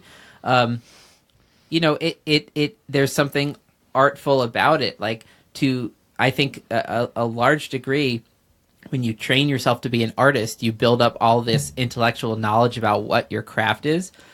But then when you really want to like be an artist about it, you have to learn how to let go of all that control and just let things burp out from your subconscious. And people who aren't musicians, they think, I don't know how you do what you do. It's like, yeah, you do. You probably do it like all the time in different areas, you know?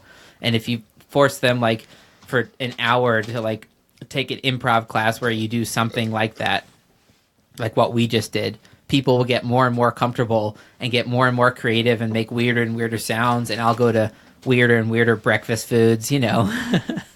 Until you just, All right. We have a chode beer here.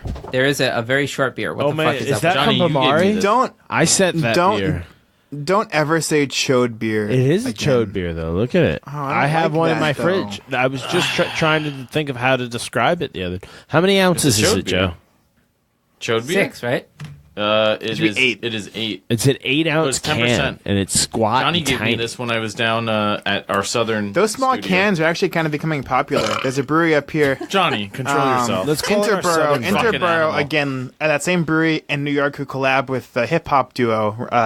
Also released an Nathan aged, will link it in the description. an Don't worry. aged stout series called Ambassador, which they released in, I guess I'm going to call them chode cans, but I don't feel good about it. They're really short, Hey, disturbingly there's nothing short wrong with looking having a cans. chode. Like, we're not disparaging chodes. It's just a unit of measurement. Like, you know, if you Is have it them, good official? for you, What's like man. the- Did you ever read Breakfast of Champions, Johnny? No, are there chodes in it? Vonnegut? Very short story. So like, yeah, by Vonnegut, it's right there. Actually, it's like a foot to my right. Well, like, I'm on my 1,000 The chode miles to your from you, right. so Well, that so, doesn't like, help. just It's about random- 6 chodes and a half. No, so like randomly in the book, he just starts describing people as like, oh, people are like useless robots. So there's like people who are murder robots and people who are useless work robots and people who are lazy robots. And he's like, and like they all have certain size penises and like that sort of like dictates of other things. And he's like, so he'll describe a character and it's like he's kind of being like anti kind of literary in some sense because it's normally like, oh yeah, let me describe their features, and he'll just be like, oh yeah, his penis was 6 inches like or 6 point like however many inches and like an inch and 3/4 wide and like whatever, and that's just how he starts describing people. Yeah, throughout, and then when he gets to himself, because he just decides to insert himself, like, oh, this is spoiler alert, I should say, To a book To a that book. came out. And He decides to Like insert 6 years himself ago. when talking about. so he inserts the chode into, so he inserts himself into. He inserts the chode where now? He inserts himself into the book. He just shows up, and he's like, "Oh yeah, I'm Interesting. God. I'm the author of the book." And he starts to like introduce himself to characters. He just Oh, like wow. destroys all the walls. But he describes himself as having like, he's like, "Oh yeah, my penis was only like 4 inches long, but it was like 20 inches wide," and it's like a point of like just like greatness to him because it's like, Yeah. oh yeah, everybody was so focused on length, but like they didn't think to just look for the giant fat penis. Yeah. And I got it because I'm God. That's so. a I need life to read lesson. that. Yeah, no, it's Can amazing. I trade you the Vonnegut I have of yours and then take that? Here, I'm gonna pass it to you right Yo, now. fan the Cool. pages on the Just microphone, did. like so folks know it's Yeah, real. can you do that? Yeah, It's a real book, I y'all. just Smells read like it an old real book. Yeah, I just read it like a week ago. Yeah, you'll like it. Give me back the other book, you fucking. I also have a George Saunders short story collection of yours. Do you really? Yeah. Oh, do you have 10th of December? No one cares about no. this. Let me go So, into my in the lightning future- round. No one Nathan, cares you about ready? any of In the- I got a lightning In round the question. future, we're gonna have to have an extra episode where I talk about my collaboration with an author, but we'll get to that We'll next get to that. time. Yeah. Johnny's doing. Are you doing lightning round? Are you ready Lightning for round, lightning Nathan. round, You Nathan? ready? You're not ready. Yes, You're once, not ready, once but- the beer can gets Wait. going. Here it goes, Johnny. You ready? 3, 2, Wait, 1. I have to explain the rules. Oh shit! I got beer in my eyes. Yeah, calm down. The lightning round, you get 10 seconds most to answer each question with a 5-second warning. Most, not at most. No, let's say And 10 after 5 seconds, I I like might that. yell for the next 5 seconds. So you really should try to answer within 5 seconds, is what I'm saying. Okay. You have 5 seconds of guaranteed answer time. You can't answer wrong, and if you don't answer, that's worse than answering badly. All right, you ready? Yeah, he'll kill you. He'll kill you. In Giving your no sleep. answer, being like, oh, that's weird. I don't know. You die. It's just it's always bad. All right, yeah. Don't fuck with the GD. Ready, Nathan? Yep. Lightning round. Pick a country to destroy. Turkey. Bam. All right. Favorite planet. Pluto. Bam. Least Not a favorite planet. planet. What was that? Least favorite planet. Venus. Good answer. Fair. Which breed of Fair. dog would you outlaw? Pomeranian. All right, that's a good answer. I'll take it. Would That's you a good rather answer. lose Also, your sorry, music? I panicked on Turkey. I love you, Turkey. It's too I'm late. sorry. Yeah, It's we too have late. Turkish They're listeners. gone. Sorry. They're gone. It's too late. God. Yeah. Would you rather lose your musical ability or both your feet and one eye? Go. Both my feet and one eye. Wow. Bam. A true Dedication. musician. I respect that. Would you rather fight a giraffe and you're armed with a, let's say a 10-foot spear, or a bear, but you got, no, let's say a wolf, but you get double katanas? I would rather fight the wolf. That giraffe would fuck me up, and it would feel really great to kill that wolf. A 10-foot spear doesn't help you with a giraffe. So you go with the wolf? Wolf with katanas? I love how he Yeah, knows. yeah, I would. Bam. Like, Are you at the first white he was like a Kanye? 10-foot. What was Oh, that? shit. Are you the white Kanye? No. Bam. Okay. Favorite beer That did style. remind me. Favorite Oh. beer style? Ooh. Lightning round, probably Luke. Shut aged the stout. fuck up. Nathan, favorite Aged beer stout. style. Aged stout. Bam. Least favorite beer style. Easy. Quad. Fucking hate quads. All right. White privilege. Pro Or- or con? White privilege. Pro or con? Good 5, answer. 4, Quickly. 3, Privilege. two. Pro. 1. American privilege. Pro or con? What was that? Say it again? American privilege. I mean, I'm gonna say pro, but I don't feel good Bam. about it. Oh my God. You answered This is- all of those technically correct. Well done. Okay, there you go. Congratulations, Nathan. I told you you weren't ready to. He did not break the time limit, and he gave a reasonable answer to each. He gave, well, succeeded except the in planet completing. one. Oh my god. You survived. Pluto's not a Congratulations. planet, but it was a planet long enough. We'll give it to Well, you. it's a dwarf planet. No, it Speaking can of be his Kanye favorite. West, though, It's his favorite, like not yours. I want to make sure to ask Yeah, you about I hip hop agree. before we finish. Sure. Ow. Oh, Johnny, by the way, because we don't have camera for this episode, like you can't see us, can you? Why? What's happening? I just meant to say that we have no visual cues as we approach the end here. Are you trying to know- plan your hang up, Luke, by making sure that I can't see you try to hang up? Are you worried that I'm staring at your soundboard right now and I can see if you move towards it at all? And I already have my mouse over the hang up button, been waiting for this moment. He's not gonna make it through. Are you hip-hop. I got sure, news for Luke, you. that before I ask gonna my big happen. lightning round questions, He's I about wasn't to hang ready up. for this? Do you think this is I'm my not sure of first day, anything. motherfucker? Is that what you think? Dude, I can tell you what I do think is when you're by yourself, the rules start to get weird. Last episode, I was by Yeah. myself in my room, We genied you hard. and there was a few times where I was like, wait, am I just wasted talking to myself, or is there really a Joe and Johnny in my phone? Yeah, it's weird when you're solo for sure. Because Yeah. you can very easily trick your brain. You're like, what is Skype? How do I know they're real? yeah, if I like, take this the is the headphones easiest off- trick of us. I'm just in my living room, like in the Yeah, middle of the night. exactly. Like, you know. And the weirdest part for you, Johnny, is as soon as we win the game and hang up on you at some moment in the... Oh, shit. Wait, he hung up? That's kind of a cheap win. That is a cheap win. Interesting. So he'll get the last word. I told you he wasn't gonna last. Well, fuck him. Let's talk about hip-hop for like a few more minutes. Okay, Yeah. lay it on me. Anybody who's new, that is a hang-up game. It's just a way to end it because... It's got to end, and We we're not going never to do it end. congenially. We're not going to do it as What are we gonna do? civilized Be like, people. Well, Johnny, it's been a lovely time chatting with you. Like, good day, sir. We'll be sure at the vineyard. I mean, let's be honest with people listening. Maybe they're driving to work listening. Oh, God, are they? It's almost 2 in the fucking morning. That's a miserable fucking commute, dude. Jesus Christ, What, thank you. driving to work? Listening to us? Oh, Well, actually, come on. I feel like that would be kind of uplifting, right? I've done it a few times. I mean, I've done a lot of things a few times. I'm not proud of them. True. So we have this hang-up game. Nathan's Otherwise, just like, yeah. the conversations just don't end. I mean, I said I was going to destroy Turkey. I really don't feel good about that. You didn't say It's you were okay. going to. You said that you would definitely, absolutely.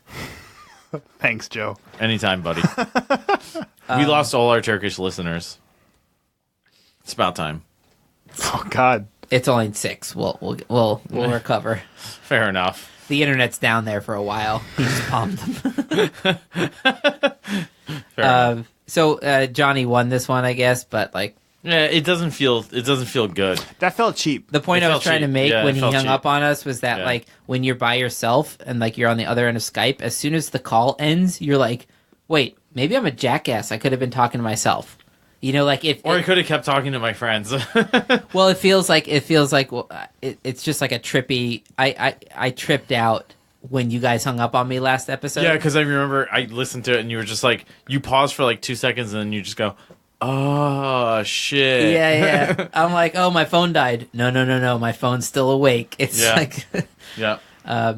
Anyway, so before I wanted to ask you about the hip hop thing, because I know a lot of people that have no connection with classical music, which is, as a general term, I don't mean the classical time period of music, but just art music in general, which is what me and you study. You're super into hip hop, and I've put a bunch of hip hop artists on my playlist that I listen to because of things you've recommended. How do you, Johnny just texted Joe and said, I panicked. That's all he said. I panicked. Which sums up our points. But yeah, go on. How do you, why is hip hop influential to you right now? Sure. So hip hop, I think, much more so than I think any music genre in the last 30 to like 35 years, has been bred and actively responds to as a need in the genre to the society in which it was bred. And I think that's an extremely endearing quality. And why, for me as a composer, that I listen to someone like Idea, or I listen to... We'll link a few cool things that...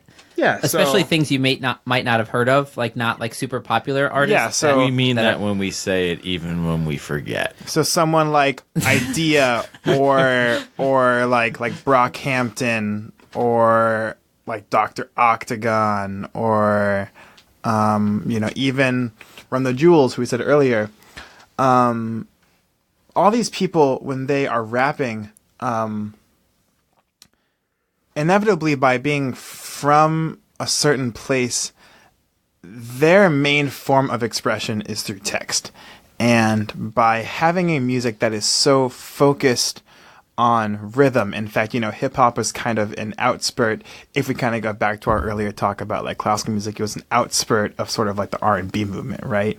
And it kind of like developed in parallel to it a little bit. It's so fun to go back and listen to hip hop from the 80s, Yeah, for sure. It's just, it almost like... late 80s, late 90s, you have like DMX, you have Nas, you have, Notorious B.I.G., like all these people who were, and what they're doing is they are saying these words at certain times in this rhythm to emphasize certain words.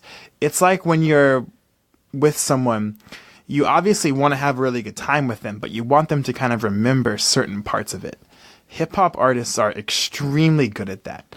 And I think that for any kind of artist, that is really important to kind of realize that how they are saying words in time to emphasize certain words. And how that changes the meaning. Exactly, in context, because you could say certain words, like if I say apple tree polar bear, if I said apple tree, polar bear, that's going to change what that means, even though it's all just nonsense. Joe, the Seinfeld connection to this is Jerry's not sure if he's invited to a party at the dentist Watley's house. Did you say, what would Jerry bring her? And Right?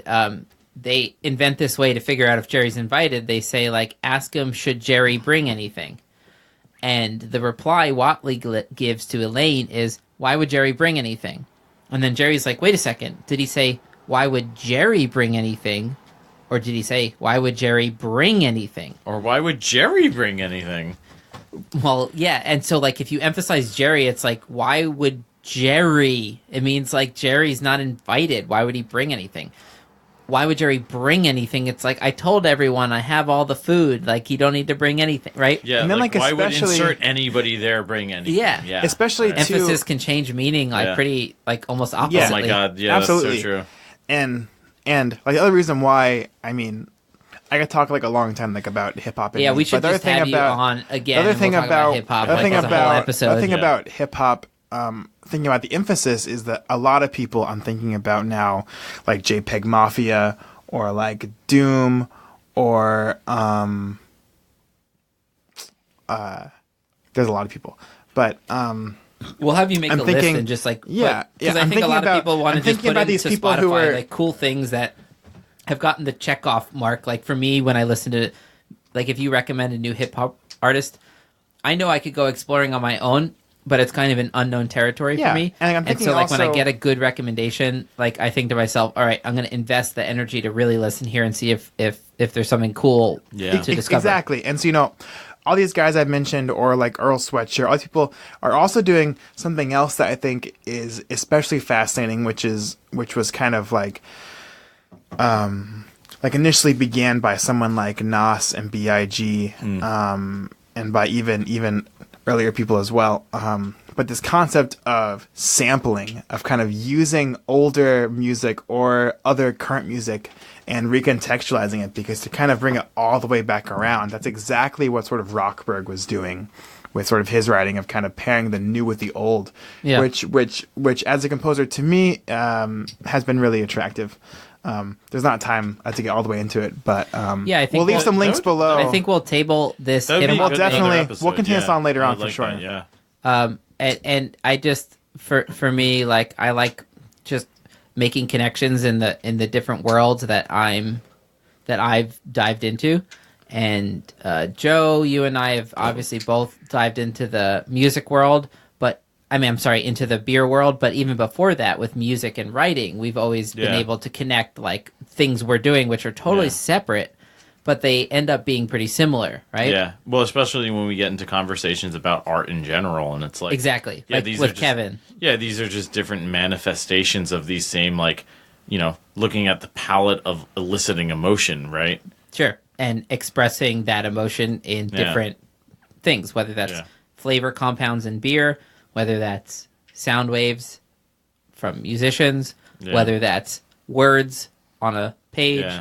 or if that's There's a lot colors to say and about that shapes too, yeah. on a canvas. And especially with hip hop too, you think about like the lyrics themselves, and it's like, Yeah, for sure. if you write those out, even it's like this is something that comes up that blows my students' minds. Where I'm like, yeah, when you're writing, especially something that's not as formal, like a research type thing, like a lot of other types of writing, you can like italicize words for emphasis. And they're like, what do you mean? I'm like, yeah, try it and then read it out loud and see what happens. And they're like, oh yeah, that's the word I meant to emphasize the whole time. Sure. And it's like, well, yeah, because that changes the meaning. It directs the meaning of what you're really trying to say to your audience. yeah. And it's like, that's huge. That gives you so much more power through that medium of communication. And it's true in yeah, music too. I mean, for sure. and like If you say a word ultimately- on a strong beat versus a weak beat, yeah, if yeah. you It all yeah. comes back to beat. Yeah. And the last absolutely. thing, like I want to say, like for my time on this podcast, which has been it's really okay, we'll have killer, you back on. y'all. Is you've done a lot of great You say it promotion. like that- this is the is funeral. that like, that's kind of ultimately what all artists are trying to do. Myself as a composer, a brewer in their beer they make, a coffee roaster in their coffee, a hip hop artist In its purest in their form. lyrics, is that we are trying to cultivate an experience with someone else who is a part of that with the hopes that it acts as a catalyst for them to then go and talk about it more with other people. Agreed. And so I think you're exactly right, Joe. Yeah. And that's so true in writing too, that sentiment. It's about like getting people talking. Yeah, and how different artists achieve that comes from identifying what has been effective as the mainstream and reacting to it in a way that is going to get across with their sect of people, and that's how we kind of get these branching paths.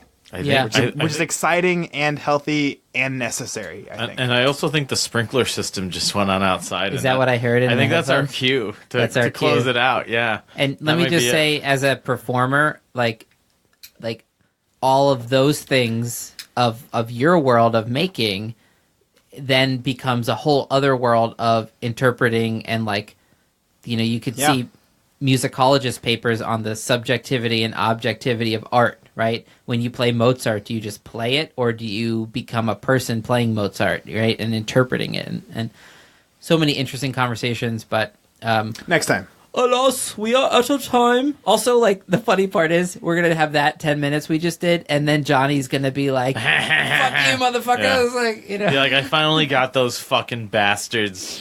Yeah. He's probably eating a Hot Pocket right now or something. He's definitely he's got at least metaphorical sparklers waving in the air. So they're mostly Hot Pockets though. Yeah. Next episode you hear, I'll be down in North Carolina. It's gonna be a great episode, fantastic episode, probably our best episode. Like, share, and subscribe. Joe says that before. We're desperate here, dude. Yeah. Do you know how many viewers we had on the Instagram live stream this episode? 1. How many do you think? I have no idea. 12. All right. Neither of you were right. It was 2. And they both left. But one actually talked to us, and he was like, hey, what's up? And I said, we're podcasting. And he said, cool. And I said, yeah, we have a real live composer here. And he said, yeah, he looks alive. And then he left. Hey, I'll take it. No, I mean, that's something. That's interaction, yeah. So thanks for listening. Yeah, thank y'all. Yeah, thanks for joining us. We're going to be doing a lot of cool beer trips this summer, so we'll keep There's a lot of updated cool on what we're A lot of drinking. cool stuff going on. We'll be up in Massachusetts a lot, around the Tanglewood area, and getting a lot of Treehouse, hopefully. Oh, yeah, baby. I have general plans to try and we're going to do a deep dive into Seinfeld, and hopefully with my brother, Joe. What's up with that? If you want to come up to Massachusetts on a beer trip, we can do one up there. And we had a beer that sounds pretty dope. I was right? going to say, as if you needed it to sweeten the deal somehow. And we had a beer earlier that actually referenced Seinfeld, Man Hands. Man Hands, by the way, was a Seinfeld reference. We'll link in the description with everything else you promised to link in the description, Luke. Do you remember? So the problem is I would have to spend detailed hours going through it and figure out exactly what I say and link it. But I think from what I can tell, we usually link about 50% of what we say. I would say that's pretty 30. good though. All right, so whatever you're about to hear from Johnny, just picture him like a small, stupid little baby who's sitting there with his little at least 3 grains of salt. Way to go lowbrow, Luke. Jesus Christ. Way to not be classy about losing on the hang-up game that you made up. But we'll kick his ass next time. Kick his ass, you bass. All right. Thank you for joining us. See you next time. Like, share, and subscribe. Those dumb fuckers. Joe was going to sneak up. I could tell it was going to happen. I panicked. I'm not going to lie. I panicked, and I hung up. But we did a 2-hour recording. We'll see how much of that ends up on the cast, but thanks for listening. A lot of interesting shit from Nathan. He's an interesting dude. He is a composer. Need a certain mind, like I was saying with brewers. They're mad scientist types. It takes a certain mind to be able to make beer and be aware of all the steps and processes and all that shit. Composer, you got to know what every instrument can contribute. So it's interesting to hear his opinion on those things and his attempt at making thunk music. So thank you for whatever the fuck that was that we did. It was fun. And I feel like I definitely panicked and hung up early, but who cares? I won. It's good to have you guys. We'll see you next week, where we might have more beer-related stuff. Getting into summertime, people want to start drinking some ice cold beers. So we'll give you the nerdy beer knowledge you need, or just help you kill time with our bullshitting. All right, later. Bye.